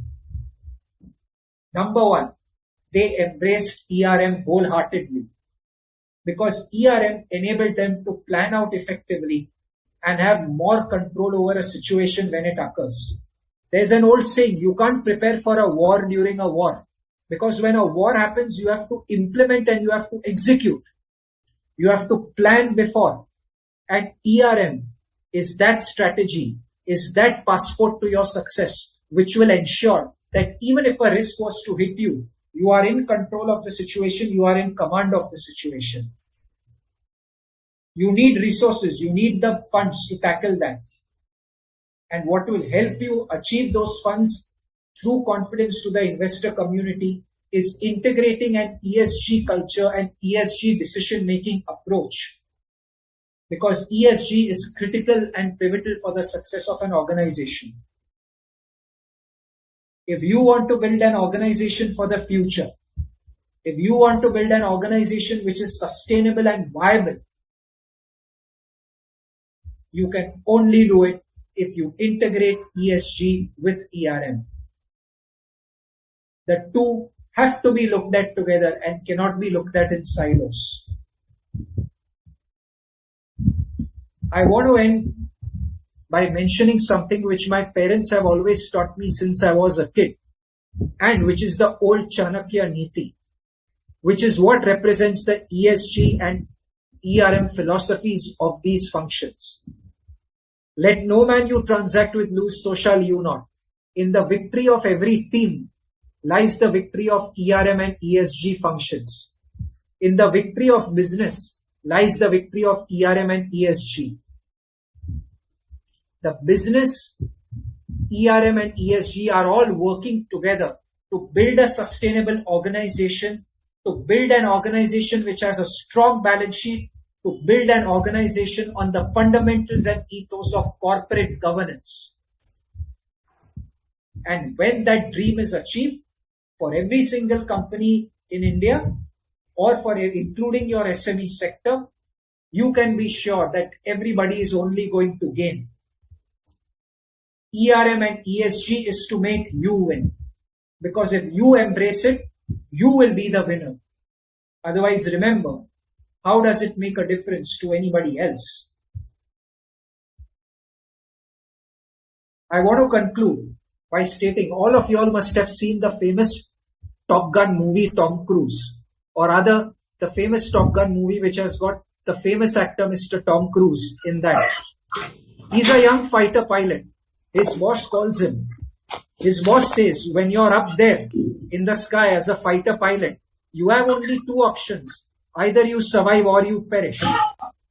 There's no third option. That's what today's corporate ecosystem has become.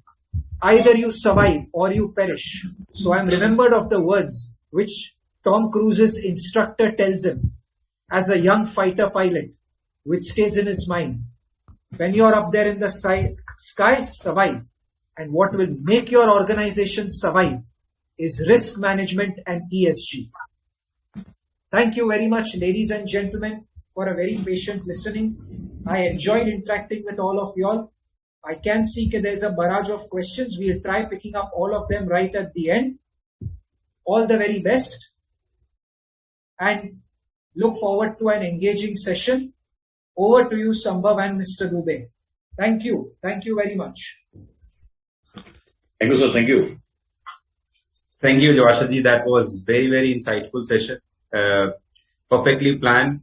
That was very, very deep. And I have to say, that has shaken me inside because it apparently has given me a thought that ESG is going to be one specialization that we need to look at, something that we need to look at as an option that will develop where CA as a practice can develop, or we need to look at something that chartered accountants can also look at, something that industry will need, specialization that can build up.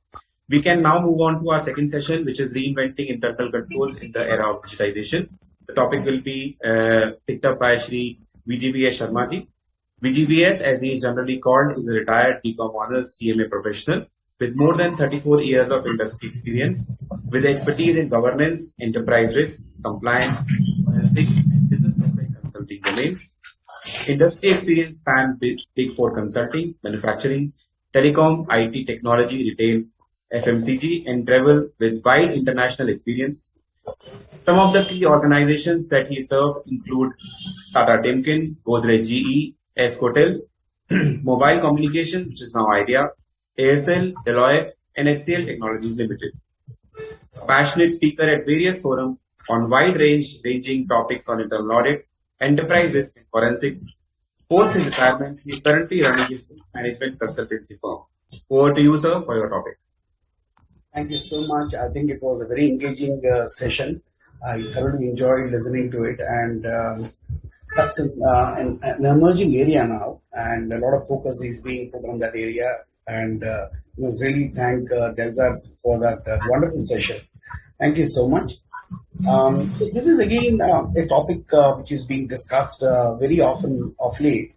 How should you design internal controls in the era of digitization, which I feel is very apt in the current era of digitization. So I'm not a great PPT maker like my earlier speaker, so I've put the material plain and simple, and we will actually have a very open discussion around it. But let's start with as to what is the fundamental objective of implementing internal controls? Why do we need internal controls? And the answers are very standard and simple, except that a few more things got added of late. We all know it is meant to safeguard assets of any organization because the directors of the company are the custodians or trustees of the funds of the shareholders. Reliability of the financial statements because we owe it to the shareholders and to the investors and to the world at large. It could be for the merger acquisition reasons, or it could be for creditors or bankers extending loan. Compliance to laws and regulations is also a very key requirement. And effectiveness and efficiency of operations. And pretty much this is the objective of internal audit too, if you look at it, if you encompass all of this. Frauds, detection and prevention of frauds, and how good are your anti-fraud programs. And the ones which are getting added of late is business continuity, especially what we have seen during the pandemic. A lot of companies could not deal with the continuity issue. More so companies which also manage a lot of client data, client infrastructure. They had to reinvent themselves in terms of how do they ensure business continuity. And this has become a key area of a lot of organizations, now big and small, all taken together, especially in the service industry. The other one which is gaining traction is safety and reliability of data. More so after the GDPR, a lot of these privacy acts, a lot of countries have come up with their own privacy acts. and which make organizations mandatory, especially when you operate in multi-geography kind of situation. It becomes mandatory for you to ensure compliance to data regulations or data privacy regulations that each of these countries come up. Information security also becomes extremely critical for organizations which manage either client or their own sensitive information and data. Now, it could be in the pharmacy industry, it could be the technology space where you have highly proprietary kind of information, which are protected by patents and so on. So it becomes extremely critical as to how do you ensure that you maintain safety and reliability of data and information. Now, what has happened of late is that as digitization pace started picking up, the nature of internal controls that you build around these risks also started changing, which means the internal control landscape started to change as the nature of risks also started to change. Now, let us see as to what are the primary drivers for digitization. Why should organizations look at this digitization as an option? One is, when you want to move away from a manual kind of a situation into an automated mode, you need to have trained staff, and we have seen it all, in terms of how organizations today struggle with attrition. So once you automate certain process, your dependency on individuals or people will be to a large extent get mitigated. That risk gets mitigated. The other one is productivity enhancement. You want to be competitive in a globalized kind of an economy, and you want to be one step ahead. And therefore, this becomes one of the key drivers for digitization of any organization. The third key one is consistency, because what happens is that when an individual performs, and that individual, and mainly if it is all individual managed processes, maybe he or she is an expert, but then what happens is that if that individual happens to be on leave, or if it is a newly developed or implemented process, or if certain significant changes have been made to that process, then what actually happens is that it puts a question mark on the consistency. Automation actually alleviates this particular problem, and it mitigates this particular risk.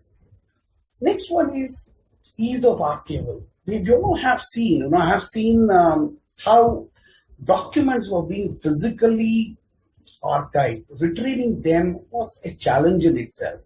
Then you had all of the problems like, you had a fire issue, you had dampness where documents would get destroyed, then you had termite problem. I've seen it all in my life when I started my career, when we had these physical vouchers, journals, signed financial statements and documents. Archiving them and even retrieving them has been a nightmare. And there was this requirement that you need to maintain these for at least 8 years as per the income tax rules. Therefore, you need to maintain all of this. So now, digitization, what happens is that, this archival, retrieval, and even processing becomes extremely easy. And so is the destruction part. You don't have to retain or maintain unwanted information or data that resides in your digital form. Other one is speed of decision making. This is self-explanatory. So at the click of a button, you would be able to visually see or experience the performance of the organization or any of the matrices that you want to look at.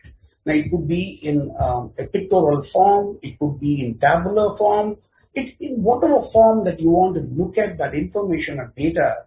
It actually helps you to make quick decisions, and it becomes your life that much more easy, especially if you sit in the seat of the senior management when you keep looking at multiple sets of data, on Excel spreadsheets or typed statements.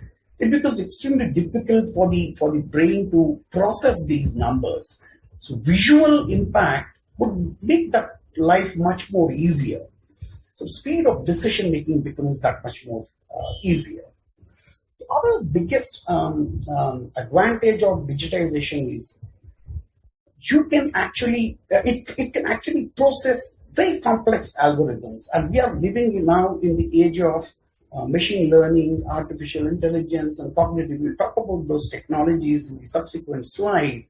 As the technology upgradation keep happens, the algorithms will keep getting more and more complex. And then you need larger machines, bigger machines to be able to process those algorithms. And as the data sets keep increasing or the data complexity keeps increasing, you need that much more powerful machines to be able to process these algorithms. And then what happens is that if those were to be performed by human minds, it would take ages. Now, that is what is the biggest advantage when you move towards a digitization process. Even auditing will also become that much more easier when you have data archived in digital form. Cost reduction. Most of these, you don't have to carry huge infrastructure. You don't have to have so much of manpower. We have seen what has happened globally. A lot of robots have actually replaced humans. When you go to the West or to the US and walk into these manufacturing companies, pretty much everything is managed by robotics or artificial intelligence. Right from the time, you manage the store or the warehouse to the production line. So that has significantly reduced dependency on humans or human interactions. Next is 24/7 deployment. This is the biggest plus. If you engage humans, you need to have either 3 shifts. If you want to do an 8-hour shift, you need to have 3 shifts. Whereas a machine can actually keep working without any rest. And the other advantage is that if you work in different time zones, it always gives you that time arbitrage in terms of, when you're sleeping, the work keeps happening. When you come back to your office, you have the information ready on your table. So this is the huge plus and advantage when you move towards digitization. Exception management. You don't have to, suppose, this is specifically relevant for forensic professionals or audit professionals. Now, the standard process is, you do the sampling, you try to find out what's wrong. And whereas if the data is in digital form, it automatically throws up exceptions. And you need to look only at those exceptions to find out what exactly has happened, whether it is a systemic issue or whether it is an isolated aberration. So this becomes much more easier. There is much more reliability of the information and data, and it also gives you a great degree of comfort on the quality of the process that you have implemented. It's more like a health check of a particular process. Now, we also spoke about this, or the volume of data that digitization can manage or process, which is self-explanatory. The other biggest advantage is that it can handle multiple data sets. We call it typically as a data lake, where you would have information residing in multiple forms or formats. So it could be pictures, it could be videos, it could be scanned documents, it could be Word documents, it could be emails, you name it. So you would typically have multiple types of data, but given the artificial intelligence and the machine learning and the OCR kind of technologies which have come into play, it becomes that much more easier for the machines to be able to scan, pull out, manipulate, process that information from that particular information and data. The classical example is face recognition. So this has become a norm these days in major airports and even in large corporates. So where they've done away with the fingerprints and other things, where your entry is gained through facial recognition. There is cognitive technology involved there as well. Next is ease of technology integration. It becomes much more easier when you actually change your IT landscape and when you want to upgrade or move to a different IT platform or infrastructure. It becomes that much more easier for you to integrate various sets of data and information. It becomes because of the kind of technological advancements that we make today. Then we also spoke about performance dashboards, communication, and decision making, which is self-explanatory. The click of a button, you would be able to.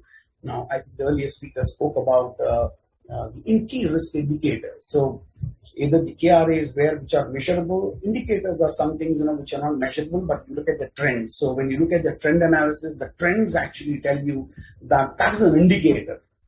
A trend line is typically an indicator that either things are working well or things are not working which needs attention. Yeah. So we'll move on to the next slide. Now, while digitization is good, you need to be extremely careful because there are obvious pitfalls if you're not careful while moving towards digitization. Because what has happened today is it has become kind of a fashion for people to move to digitization because my peers have done it. So you are typically trying to compete because an analyst would probably question you to say that, while a company X, who is your peer, has moved to a completely digitized kind of an environment, you haven't actually done it. You still are in a manual mode. So there is a lot of peer pressure. So a lot of companies, what they do is that they typically jump into the digitization bandwagon without actually assessing the risks. Now let us look at, this is again by no means exhaustive, but it is illustrative. Now let us look at the right technology. It is extremely important what is the kind of a technology that you want to embark upon. You want to use cloud, you want to use blockchain. What is it that you want and why? So I think you need to have a very, very strong business case for you to identify the technology, because technology also has a finite life these days. You cannot go on changing the digitization landscape every year. Once you implement it, it has to have a minimum lifespan for it to be able to deliver the desired results. Now, choosing the right application systems and platforms, again, this is all IT, because digitization in itself means IT, information technology, or you build these on information technology platform. So it is extremely important for you to find out, and most times what happens, you again fall in the same pit like your peer because somebody decided on a particular application, so you also want to use it. Don't do that. I think one of the things that you need to do is that what is good for you, what is your midterm and long-term plan, what are your business plans, and why do you want to go with this particular application? Because every technology has its life cycle cost and maintenance. So one has to be extremely cautious in terms of what you are expecting from either the technology or the application or its systems and platforms. Now, my earlier speaker spoke about risk management and assessing risks. You need to actually do an impact assessment in terms of how much would it cost. When I talk of a cost, it is not just the procurement or the implementation cost. It is the life cycle cost, which includes your upgrades and maintenance. Then what is the resultant benefit that you would get? What is it that you're struggling today? Does these applications and technologies address those concerns which you have today? Does it actually add value? What is your ROI? It may not be in actual numbers, but speed of decision making. Now, how does that help you? Did you lose any critical contracts? Did you lose any business because of the delays? Did you lose time in submitting an RFP proposal? So I think these are the things one need to consider when you actually want to move towards digitization space. And what is it that you want to digitize? Then the associated risk. While I think cost and benefit, while benefits might outweigh your cost, what are the associated risks? Now, associated risks, some of the associated risks could be technology obsolescence, or the vendor actually going bankrupt, or there's no vendor support because the vendor has already sold off the product to somebody else. And then there are, you have these geopolitical situations. Once the ownership changes, you have these issues kicking in terms of providing support by the vendor. So these are the various risks that you will have to look at before you decide on the particular technology, application, systems, or platforms. Now, the fourth is the most important one, which is the change management process.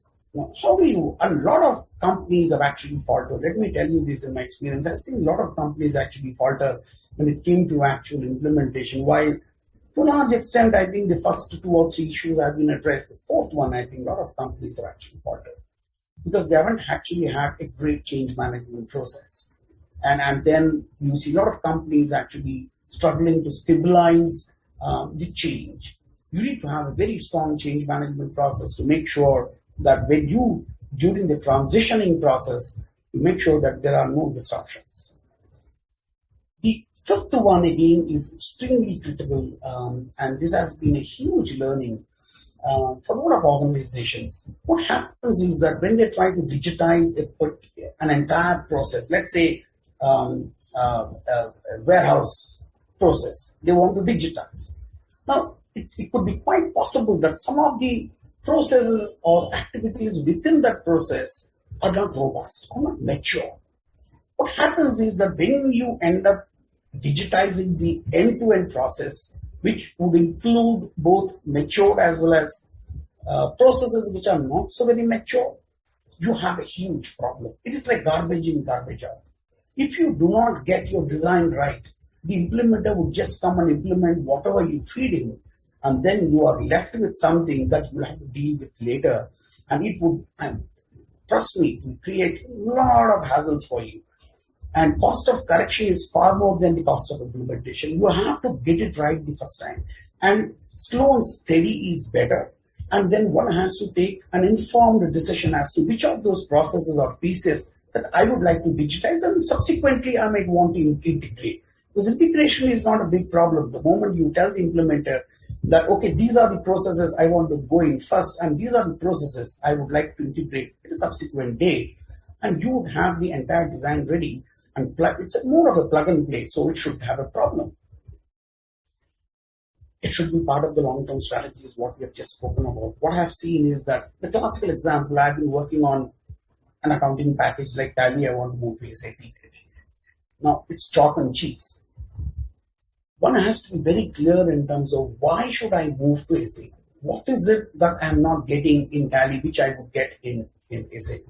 I've seen a lot of organizations, at least I've seen 4 SAP implementations in my career. And all 4 have failed miserably because they were trying to replicate what they were getting in Tally or some other application, legacy application into SAP. I think it's an absolute waste of time, effort, money, energy, and everything. So I think one has to be very clear in terms of what is it, how would an elephant like SAP or Oracle Financials or BAN or any of these would help me? What is it that I'm struggling? What benefit would I get? And what is the ROI? Now, there could be hard numbers. There may not be hard numbers also in terms of the ROI. But then, as I said, there can be collateral benefits in terms of speed of decision making or visibility of data in a visual form, all of that. Hardware sizing and scalability becomes extremely important, because what I've seen is that you implement digitization, then you start integrating with various legacy applications, and finally you suddenly realize that the systems are unable to handle the volume of data that initially thought.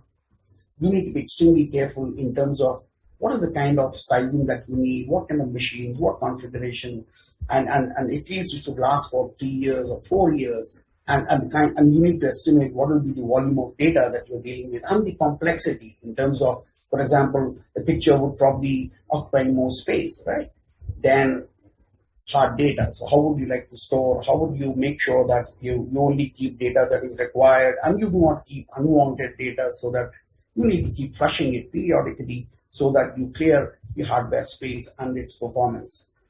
Information security and privacy aspects. This is, again, an evolving area, and which is very, very fast catching up, especially if you are working in multi-geography kind of an organization.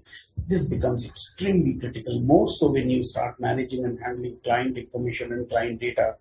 How robust are your information security processes? What kind of applications that you use? What kind of anti-fraud systems that you use? All of the IT infrastructure that you put around to ensure your information is safe and secure. My earlier speaker also spoke about training. Training becomes so very important. This is a huge subject in terms of what are the kind of IT controls that you want to put around, because we are talking about digitization. So right from physical security onwards to logical security and all of that becomes extremely important for the people. End of the day, it's the employees who are responsible to ensure that organizations' data and information is safe and secure. they don't fall into the wrong hands. It could be, there are multiple examples. It could be phishing, it could be spoofing, or it could be unauthorized download of data or freeware, or downloading some application or game or something from an unauthorized site, or accessing some of these restricted sites. I mean, you name it.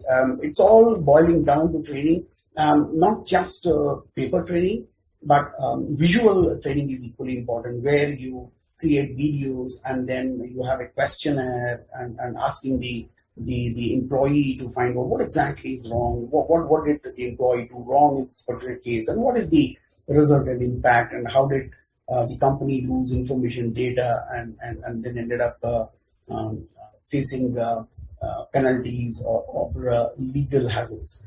So I think it becomes extremely critical.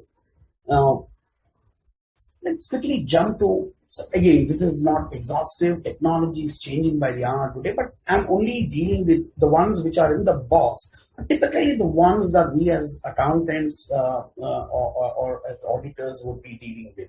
I'm not looking at some of the others, which is more from how you actually provide services to the end client.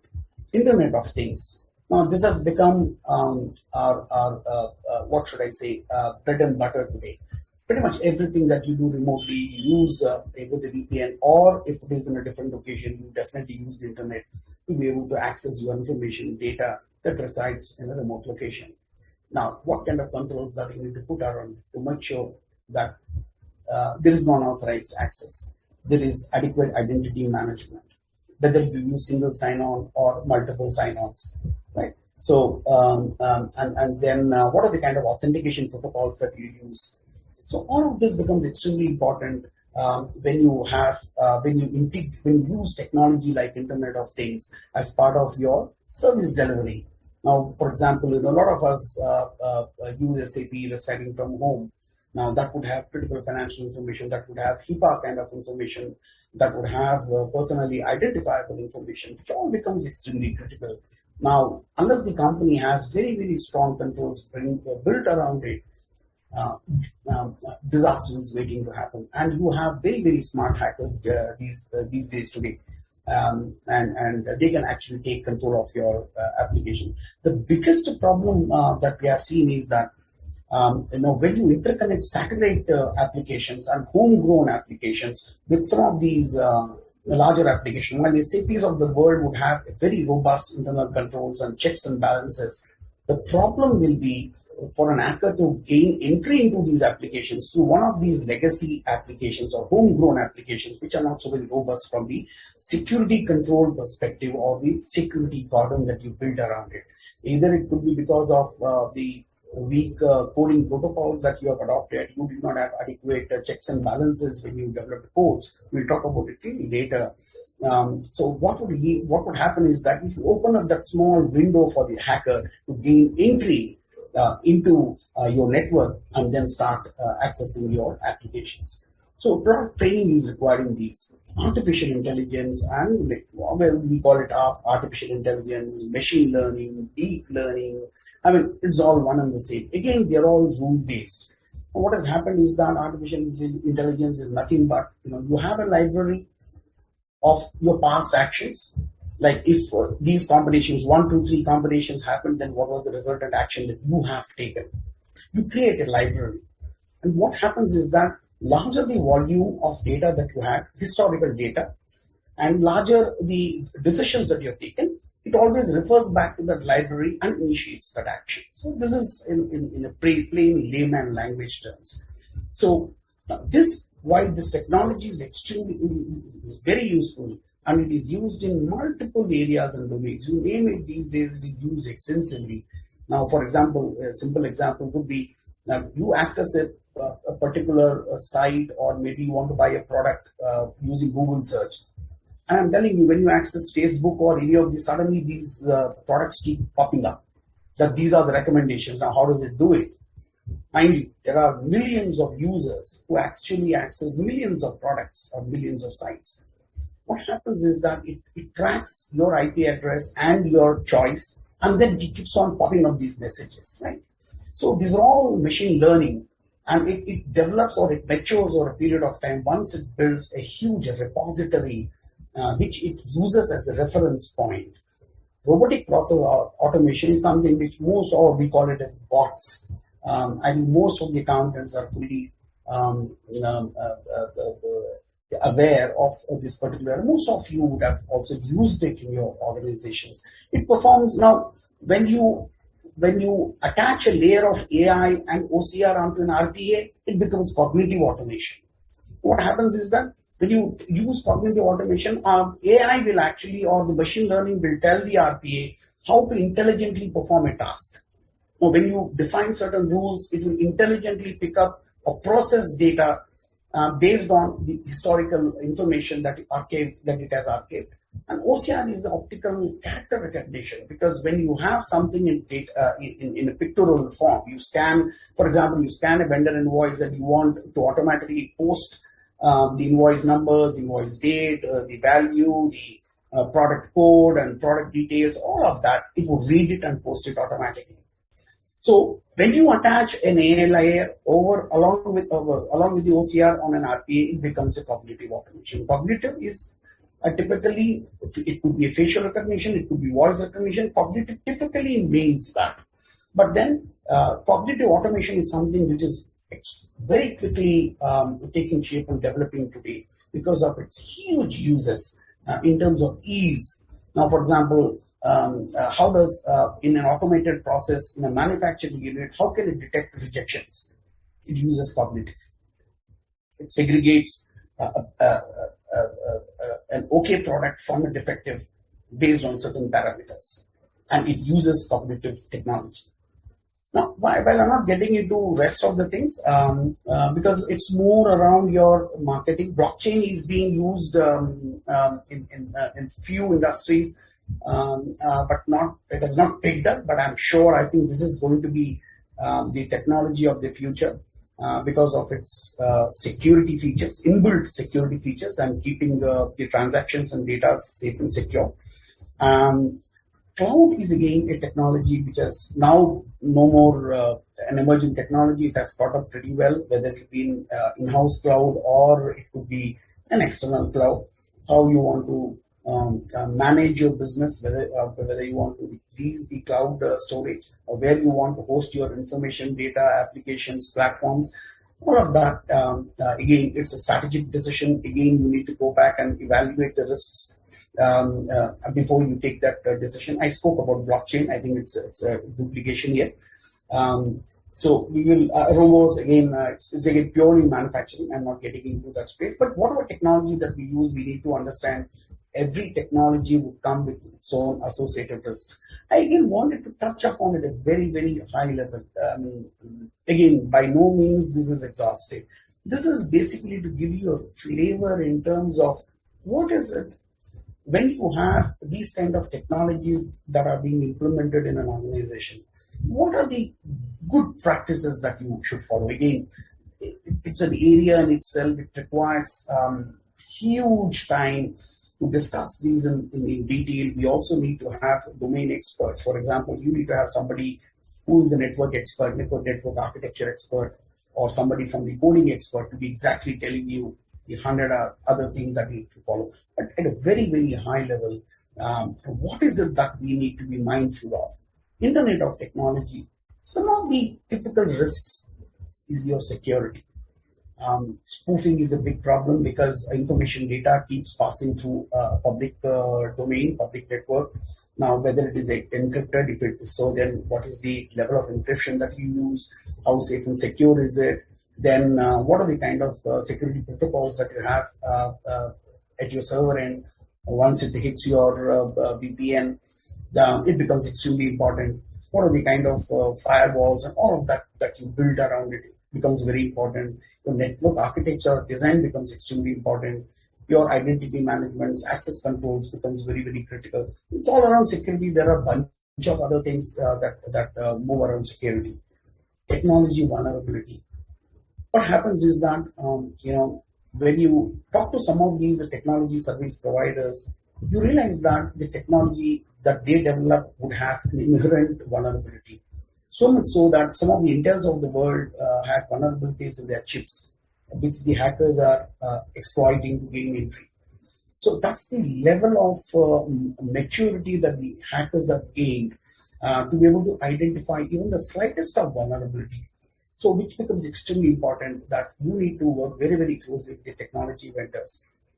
Coding protocols, we spoke about coding protocols, this is a big problem because unless until you follow a secured coding protocol, you have a huge problem because you leave vulnerabilities. And we have seen that many times where applications are developed and then when they host it, then there were certain inherent vulnerabilities because the individual or the developer has not thought holistically. The individual was only looking at the area that he or she was actually working on. So that becomes extremely critical. Hacking ransomwares, this is all cyber. In today's world, we call it as cyber. Cyber is nothing but anything which is in digital form is cyber. So this becomes a problem that your systems, your data, your information becomes vulnerable and somebody can actually use it. Imagine a situation where your entire data is automated. We have seen hospitals being held on ransomware. The entire hospital was running on a completely automated mode. Somebody gained control and they demanded a huge ransomware saying, otherwise we're going to shut down the hospital. Imagine the kind of a plight that they have to go through. Imagine if somebody were to gain access to an airport and they will take complete charge of your airport. And today's warfare is all electronic. No more are we talking of humans getting into flights or humans getting into airborne vehicles anymore. It's all unmanned aircrafts, and they're all controlled by IoTs of the world. And the kind of protocols that you have to make sure that the enemy detection is not possible is the way of life today, and that's how the technology is going to move. Then the vendor support becomes extremely critical because when you are hosting your applications or your data on vendor cloud, what is the kind of a support that you would get? Because if you have identified, they are supposed to provide a certain degree of security, but if you have identified certain vulnerabilities and weaknesses, how quickly the vendor is able to fix those problems? What is the kind of support that you would get? It's all part of your risk assessment, but these are the very, very high-level risks. Then training becomes extremely critical. Now, I share my password because I'm going out for a couple of days and this is a critical activity and I don't have a backup.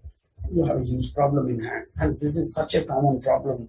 And some of the very mature leaders end up doing this. Delegation of authority, they delegate everything. It's a big problem. So I think training and repeated training and orientation becomes very, very critical. Then information and data security. How do you make sure that even if somebody breaks into an application, how does the data is safe and secure? How do you make sure that he or she will not be able to access the critical information?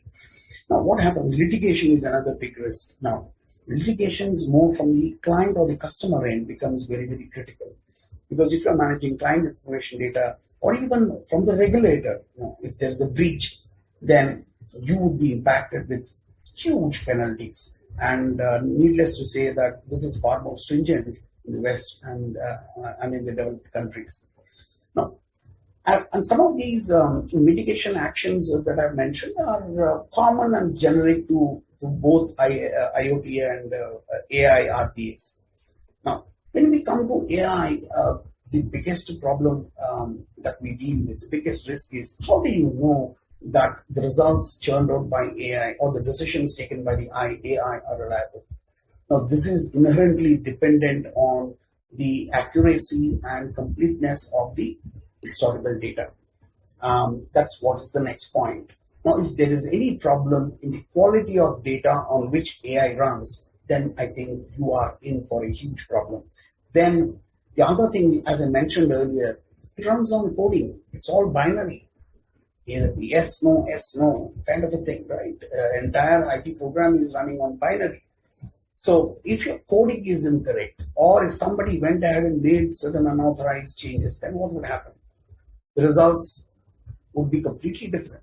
while you place reliability, just because the computer is churning out and just because you have an AI working on AI layer, working on your program, you feel that whatever that is being churned out is accurate, reliable, and you can take a decision.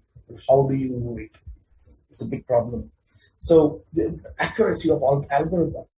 If you do not have a very, very strong change management, have somebody who would validate the results. You do not have somebody who would validate the coding accuracy, making sure that it doesn't leave with any vulnerability. Then I think you have a huge problem. Unauthorized changes is what we just spoke about. Upgrades and changes. This is a big, big problem. There are a lot of applications where the moment you upgrade, your rules also get changed, because either the table structure get changed or the way they would either create a new architecture, and then unless and until you do an impact assessment as to what that upgrade, how would it impact your other dependent tables or rules, if you do not do an impact assessment, you're in for a big time trouble. And we have seen that happen because somebody made some changes in some part of the application which started having an effect on some of these other either downstream or upstream applications which use this input as a data or for processing.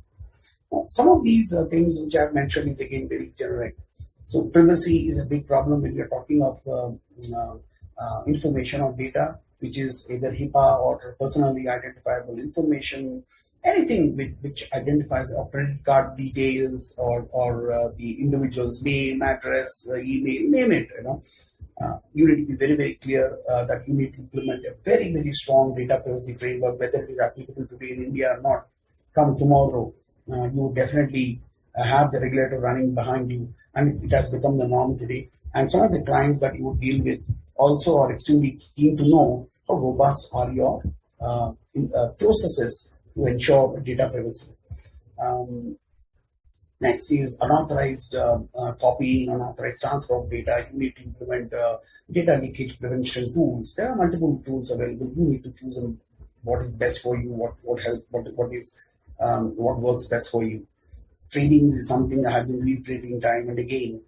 Then a lot of companies have also implemented SIM. Again, the level of implementation of SIM is also not up to the mark, because one of the questions as an auditor that you ask is that what is the false positive ratio after implementing SIM? If you do not get a very comforting answer, then implementing that SIM itself is not going to be very helpful. While SIM SIM is basically an application which will identify any detect any intrusion.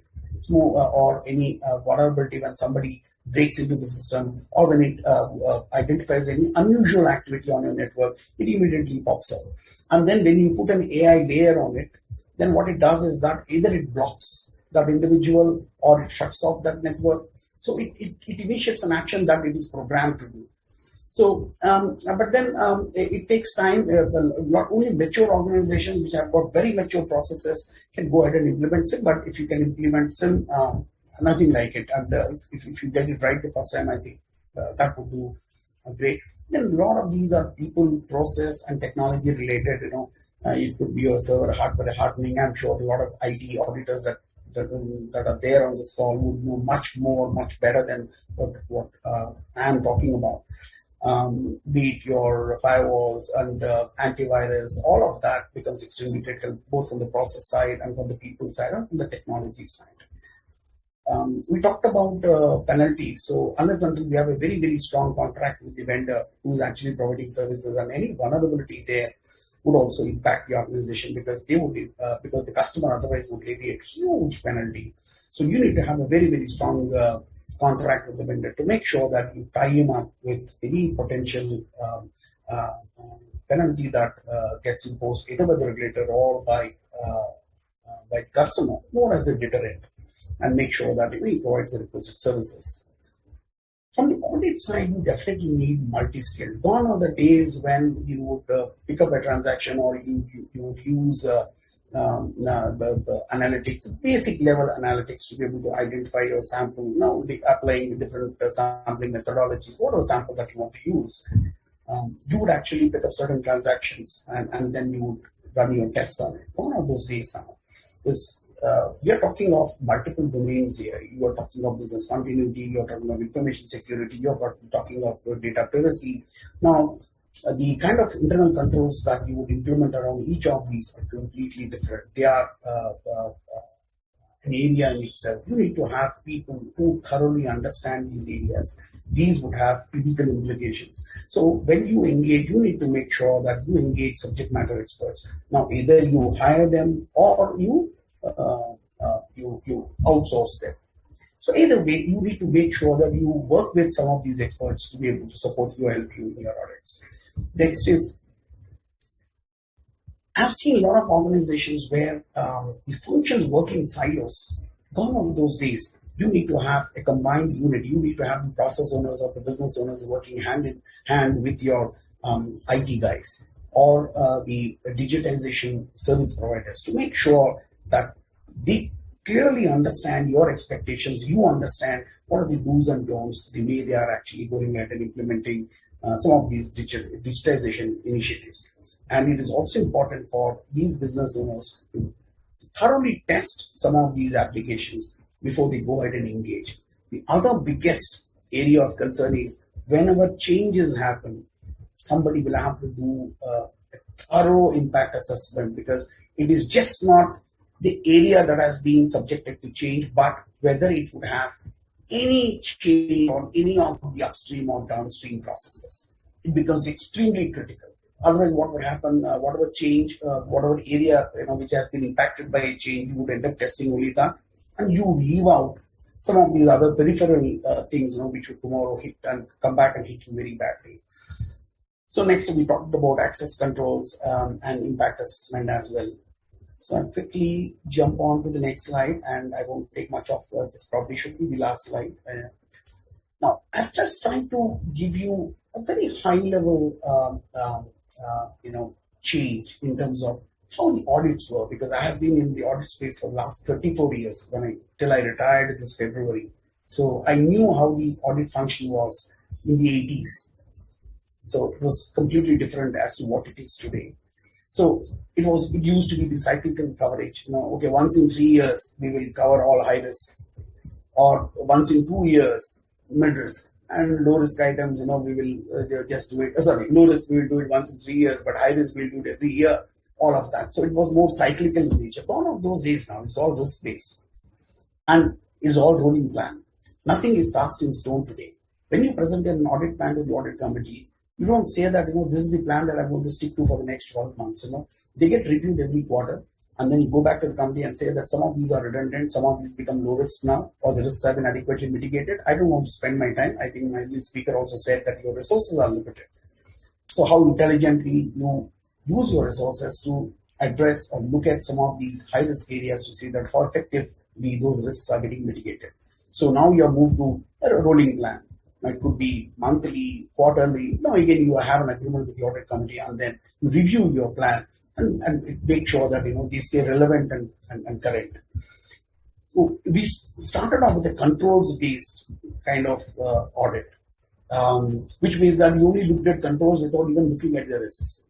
See, why risk-based became more relevant is that you may have multiple controls which would mitigate only one risk, or one risk is getting mitigated in multiple controls, whichever way. So what happens is that when you actually identify the criticality of the risk, you're only looking at key risks. You're not looking at the entire inventory of risks now. So you would concentrate more on key risks, or ones which require the management's attention or the audit committee attention based on the assessment that you carry out. There are multiple ways how you actually assess a risk. Now, IT risk reviews are mostly traditionally they were limited only to ITGC, and it was with a reason, because whatever numbers that come out of these IT the financial applications, somebody will have to certify that these are reliable, these are complete, accurate, and so that somebody can pass an opinion. And that was the intent with which ITGC. But then come the digitization, where you are moving to an era of digitizing pretty much everything, and therefore. What has happened is that it has created multiple domains. We just spoke about, we talked about cyber security. Cyber could be your information. It could be multiple things, clubbed into one. Information security is cyber is a subset of your information security, right? So business continuity, all of that now will have to be tested. IT assessments earlier were limited to localized systems, which means that you are having a VPN where people will come in and then you would work on your desktop and you had the data applications, everything residing on your servers, and everything was around those servers. Today, you move to a client cloud kind of an environment. You are now accessing from remote locations.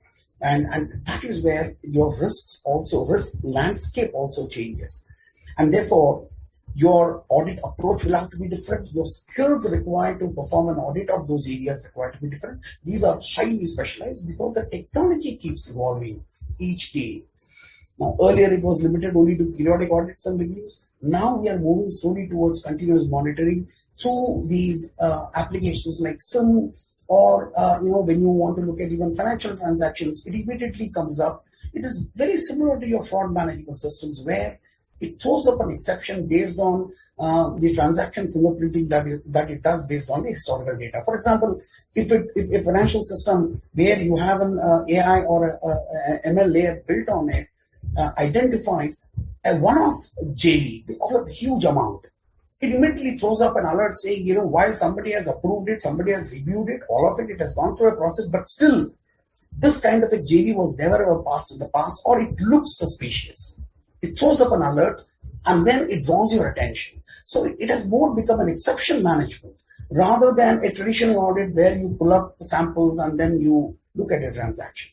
So this is where we are moving. Again, let me reiterate, this is not exhaustive. This is illustrative just to give you a feel in terms of how we are actually moving towards use of technology in the digital space. You're using multiple technologies today, and a lot of organizations are moving towards implementing the AI or the ML layer over your bots, I would say, or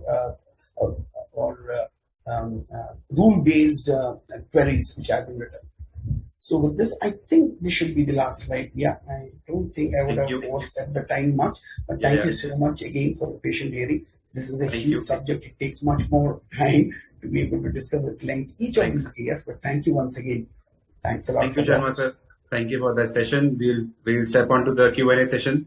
Over to you, Deldat sir, for the Q&A. You, I think, already have the access to the questions. Yes, definitely. There's quite a list of questions. My compliments to Mr. Sharma for a great presentation. You can stop the screen share, Sharma sir. I'm sorry? Yeah. You can stop the screen share. Yeah.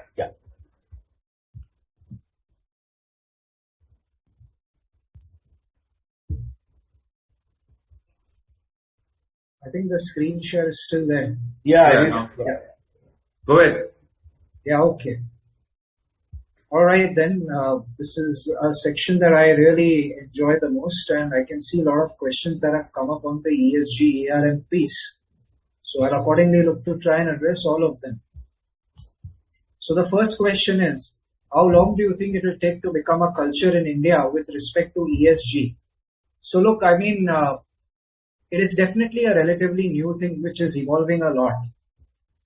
But it is evolving at a very rapid pace. From what we are seeing of all corporate sector entities, everybody has jumped on to, you can say, the ESG bandwagon, and everybody is giving a lot of importance to the kind of ESG rating which leading players like, say, the MSCIs or the Sustainalytics or the Edelweiss of the world give you. And even your investor community is placing a lot of importance on the rating of ESG which other players are giving you. While obviously it may be difficult to put an exact timeline to it that when the culture will seep into India completely, particularly for the average sized companies, because that was the question asked. What I can only say is that when it started off, even for the large cap companies in India, it may have started off a little late in the day when you compare it with the Western world. But when it started, the speed at which it picked up momentum was something completely splendid. So I would rather say that it may not be the easiest thing to put a confirmed timeline to it, that by when the culture will assimilate or be there. But what I can say is that over the next 5 years, you are going to witness significant quantum of traction with respect to the importance given to ESG by various companies. So that was with respect to the timeline. The next question was, do you suggest, Mr. Delzad, that the ESG committee should meet at least once in a month? Yeah, definitely. Why not? I mean, the whole idea of having an internal governance committee in place is that you meet at periodic intervals of time, evaluate all the available options which you have, understand where you are on the ESG piece, where you are on the ESG risk management piece, what is being done to integrate the two, are there any actionables emanating out of it, and if there are any actionables emanating out of it, are they being implemented within the decided timelines? So in terms of what would be the frequency of the ESG committee meetings, since that was the question asked, definitely at a base minimum, I would recommend that for the internal ESG committee, it should be at least once in a month, which comprises of the internal C-suite executives of the organization. If we talk about the ESG committee, which is at a board level, they would typically end up meeting once in a month. That is when I'm talking about the committee which has your independent directors. So that was on the frequency of the ESG meeting. The next question was, if a company is not listed, is it required to follow these requirements or guidelines? Okay. So look, I mean, when I took the presentation, I clearly mentioned that it's not about a regulator, or it's not about you doing a thing because the regulator told you to do it or a regulator told you not to do it. I mean, whilst definitely that's an important consideration, I even took a parallel example that does a regulator have to tell you to eat your food, or does he have to tell you to drink water? He doesn't have to do that, right? That comes very naturally to you. That's how ESG and ERM should come to every single company.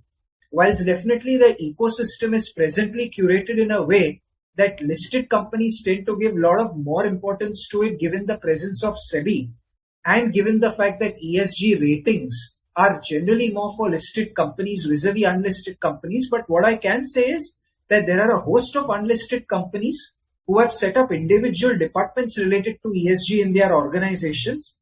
They are taking it seriously because the day they transcend into becoming listed, this is going to be an important consideration.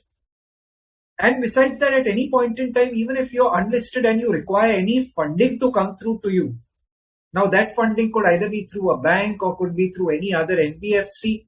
All of these bodies are also giving a tremendous amount of importance to ESG and integration of ESG into your ERM framework. So to answer your question, yes, it is definitely advisable that even unlisted companies should look at ESG and should look to integrate ESG with respect to ERM. And it should not be something which should be looked at as a requirement only if you are a listed entity sitting today. The next question is, if an entity doesn't manufacture anything, how would you apply ESG for them? So look, I mean, I myself represent an organization which is not a manufacturing entity. And when you talk about ESG, definitely it's very natural to believe that when you talk about environmental practices, you are largely going to look at, more of practices on the manufacturing side, whether they are environment friendly or not. But having said that, we did take up some examples during the course of my presentation also. Like we took a typical example that what is the quantum of paper consumption that you use, because that contributes to your carbon emission. What is the quantum of plastic that you are using? What is the quantum of traveling that your employees do, because that contributes to scope 3 emissions as per TCFD guidelines. That is Task Force for Climate Related Financial Disclosures. Again, when you talk about certain other metrics like diversity and inclusion, that is the total quantum of female employee population in your organization, as well as you look at certain metrics such as how you are including the physically disabled people as part of your workforce. These are things that are equally going to be applicable to you, whether you are a manufacturing company or you are a service sector company or belonging to any other sector. Definitely the E, that is the environment of ESG, may come in slightly more into focus if you are manufacturing. Not that it means that it will not be in focus, because even service sector companies are taking targets for net carbon zero emissions. But all in all, again, I spoke about E, I spoke about S, that is diversity and inclusion.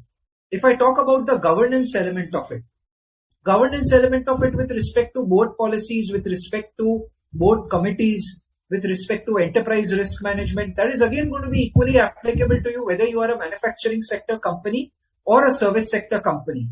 So even in that respect, I mean, we should not traditionally be going ahead with the mindset that ESG will be applicable to me only if and only if I am a manufacturing sector company. No. Even when you look at the ratings which your ESG raters give, be it the MSCIs or Sustainalytics of the world, they are equally giving ratings to everybody, whether you are a manufacturing company or a service sector company. When investors are coming to park aside money into your company, they are equally asking the same set of ESG questions by and large to your service sector organizations also. So it should equally be looked at in the lens of all companies, irrespective of which sector you belong to. The next question was, how can we get an ESG rating for our vendors? So again, if your vendor is a listed company, then more often than not, it is going to have an ESG rating, which would have been given through by either say a Morgan Stanley Capital Index, or by a Sustainalytics, or say by an Edelweiss, or by an FT4SE. All of them are going to give ratings to your vendors. Now, in certain cases, while they are available on public domain by logging onto the respective websites of the rating agencies, in certain cases, you may have to subscribe for it by approaching the concerned rating agency and then thereafter paying a subscription cost to get the rating. So that again depends on which is the rating agency you want to take as base when you are assessing your vendors. Having said that, the other dimension that I particularly want to put is that it's not just about when you talk about being a very ESG vigilant company and extending that to the ecosystem of your vendors. It's not just about placing reliance on what is the ESG rating which was given to the vendors. If you saw some examples that we took during the course of my presentation, an important element is having that dialogue and that correspondence exchange with the vendors, that what are they basically doing to integrate ESG into their operations. Now that could be something as simple as mentioning how do they propose to become, say, carbon neutral by in the next maybe 15-20 years. Or maybe how do they propose to get equity and inclusion into their organization? Or whether do they have dedicated policies? Do they have dedicated board committees? So what I would encourage is that it's not just about what is the rating that was given, which is one dimension, because you may have 90% vendors who may not be rated. That doesn't mean anything. The idea is if you are empaneling a vendor, you basically enter into that dialogue, ask the right set of questions, give a proper rating to each question and the answer which has come in, and then thereafter look to decide whether you want to empanel that vendor or maybe you do not want to do that. All in all, the gist is that you have to extend it to your entire ecosystem.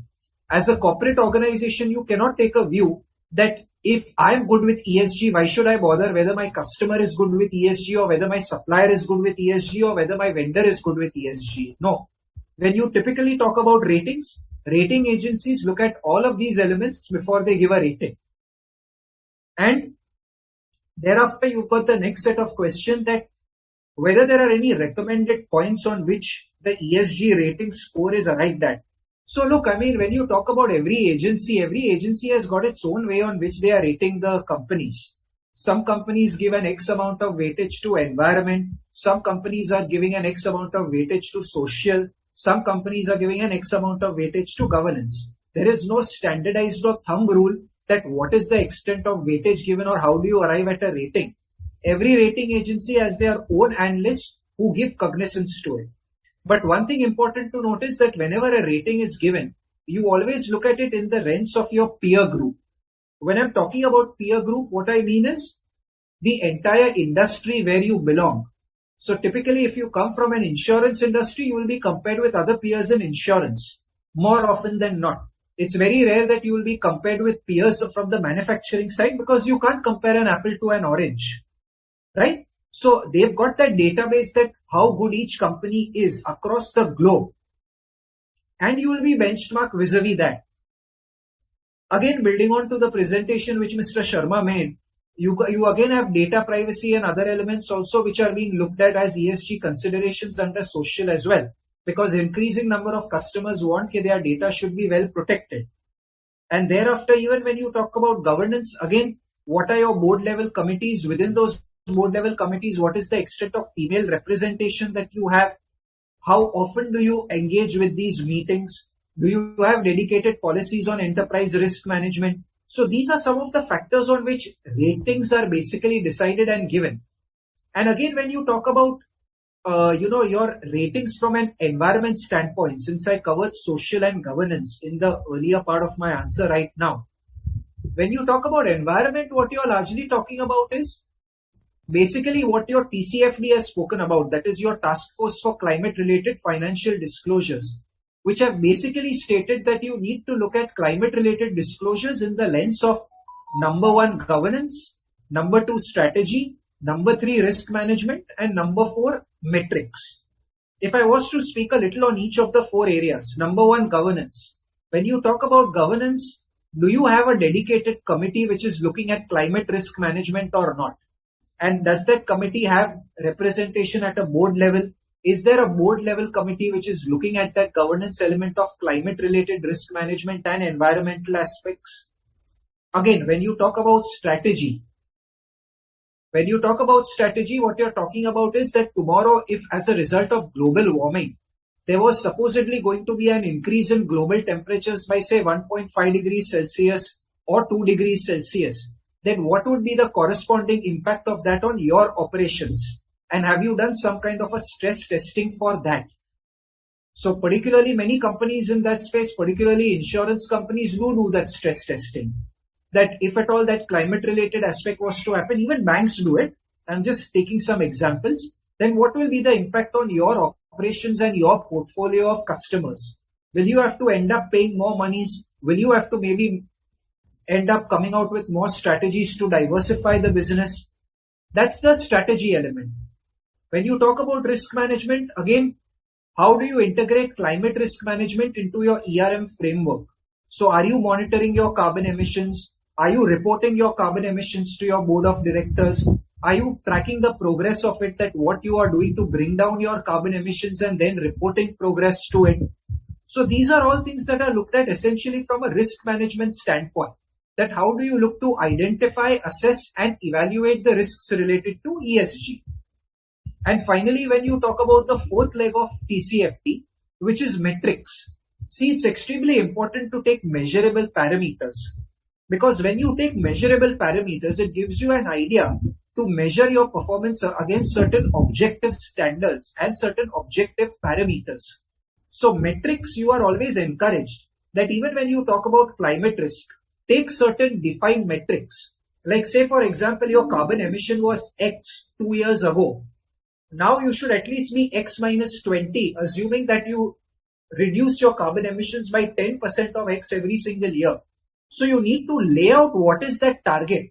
You need to inform the public about that target and report compliance and progress to it also. That's again very important. And again, you need to lay down and clearly understand, okay, by when do you want to become a net carbon zero company? We covered the net carbon emissions aspect in the course of my presentation. But say you want to become a net carbon zero company by 2040. Every year the expectation is that you should disclose your progress towards that goal, because basis that you will be getting the rating. So, okay, so that's it from my end. What I've tried to do is, where 2 people asked similar questions, I've tried to bucket it and categorize it into 5-6 major questions. I hope I've been able to answer all, and thank you to the audience for really being engaged and posing a host of questions. Over to you, Sambhav.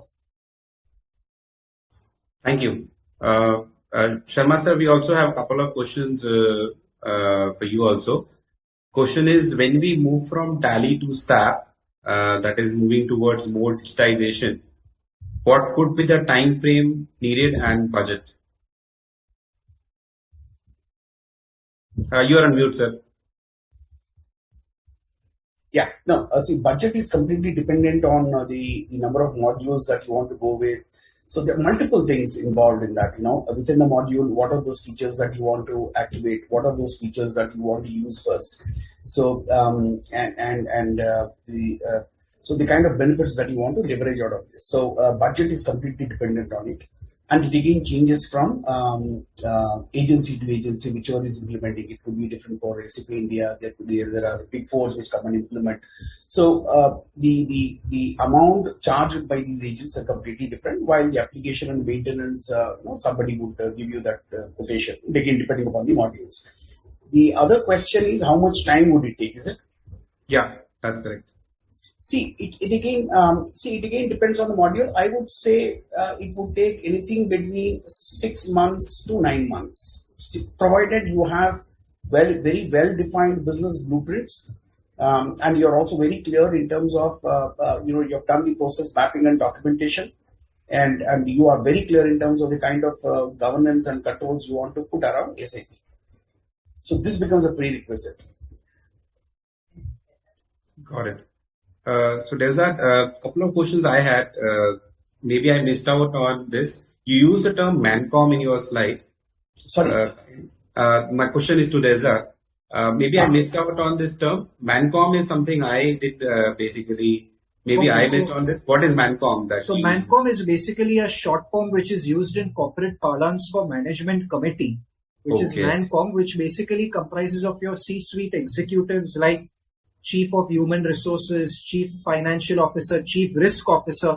And now I'm glad you asked that question, Sambhav, because the importance of sustainability is increasing so much that now organizations have started having what is called a Chief Sustainability Officer also, or what is called as Chief ESG Officer, which is increasingly gaining prominence. It includes your MD, CEO, so all your basically, if I may say so, your managing director and your one downs of your managing director. Right. Understood. Sharma sir, one more question, and I'll just articulate this for a simple language. What it says is that due to this COVID and because of the remote working, there is a lot of digitization that has happened. And the question what it is saying is, what are the major measures, processes, and additional controls that have been adopted by organizations to ensure safety due to this digitization that has happened? So what are the additional safety protocols that we have to deploy? The biggest thing with the change which has happened is granting access to your laptops, so that to facilitate working from home. So a lot of individuals have been, whosoever were earlier working on desktops have now been given laptops so that they have the flexibility to work from home. Now when this has happened again, based on application to application on a need basis, the accesses were granted with adequate checks and balances. So multi-factor authentication is something that was implemented, which means that you would get probably an SMS on your registered mobile. Plus, you would also get, you have your user ID and password that you will have to log in. Additionally, you would have an SMS that would come and land up either on your email, registered email, or your registered mobile phone number. And there were other ways also that accesses were granted to make sure that your identity is established and accesses are provided. So before we go into closure, there's one last question. You talked about using vendors which are ESG registered. So in a country like ours, which is still going into that zone, how easy is it for us to choose those vendors which are following ESG guidelines? And just I'll add one more question. You said there are investments happening in mutual fund sector which are going into ESG, following ESG guidelines. How are the returns on that side? I mean, is it favorable, not favorable? How is the reaction on that front? Okay, so I'll typically look to take the I'll take the first question first with regard to vendors. So yes, definitely look, the practical side is, I will not use a word registered. I would rather use a word that they are compliant to ESG, because there's nothing like registration there. But yeah, you're right, Sambhav, in terms of mentioning that maybe 8 out of 10 vendors that you come across, you may be feeling that, okay, maybe they are not the best in ESG. So how easy is it? I again come back to the very first question I answered, that it's a wave which is picking up, but it is picking up at a good speed. So it will take some bit of time before vendors also start realizing the overall importance of it. And when the And when your client typically gives importance to something, you automatically start giving importance to that. So because vendors have realized that basically now is the time that, you look at increasingly people who are empaneling the vendors are asking for ESG practices. Obviously, you're having many more vendors give cognizance to it and do it. Now, the challenge that the vendors practically face is that ESG is not cheap. It comes at a cost. Anything you do in life, you have to incur money towards it and spend money towards it. But having said that, remember that it's a long-term thing that you do. It's an investment. You don't have to look at it as an expense. Tomorrow, if you manage to get a large contract, the same vendor would have recovered what he spent towards ESG in no time. Not spending that is not an option. So definitely that bit of, there is some way to go, no doubt. It's not going to happen overnight, but at the same time, I can see a lot of traction happening. And the fact that it is happening at a fantastic speed. So I would say that it's not simple, but neither is it that difficult. I think it's a journey. And when you encounter that journey, certain hiccups here and there are part and parcel of the deal. All in all, the commitment should be there and the desire to do it should be there. If that is there, I think it will gradually will have everybody in the ecosystem give importance to it. I mean, you talk about me, I'm seeing so many vendors give importance to ESG in the last 2 years vis-a-vis what it was maybe 3-4 years back. Today, nowadays, when I ask any ESG specific question to a vendor, it's not that maybe they have a blank expression on their face like maybe they had about 4 years ago. They are able to answer questions. They are able to say what they are doing in that space. To answer your second question, well, I mean, it's a very interesting question you've asked. Yeah. I think you've just proved that we are CAs at the end of the day. That's why maybe you ask what was the return coming through from it. But what I can tell you, Sambhav, is that there is no defined answer to that. There are different funds which are giving different returns.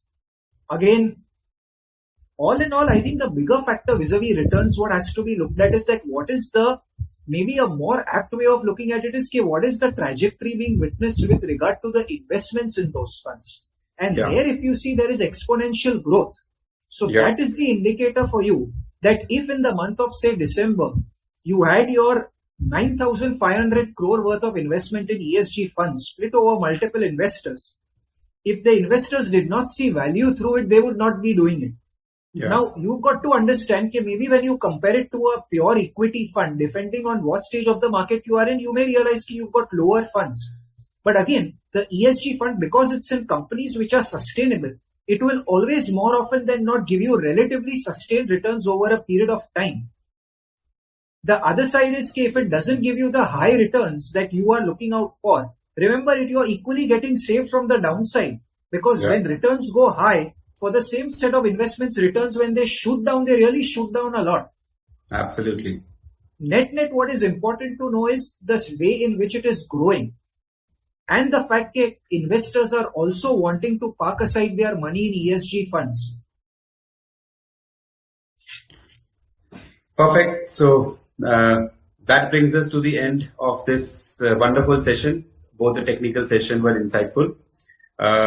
Thank you, ICAI. Thank you, ISB, for this arranging these sessions on all Saturdays. Thank you, Raipur. Thank you, Amitabhji. Thank you, CA Dilzad Jawashaji. Thank you, Sharma sir. We'll officially now close the session. Thank you. Thank you very much, and best wishes to ICAI and ISB. Thank you.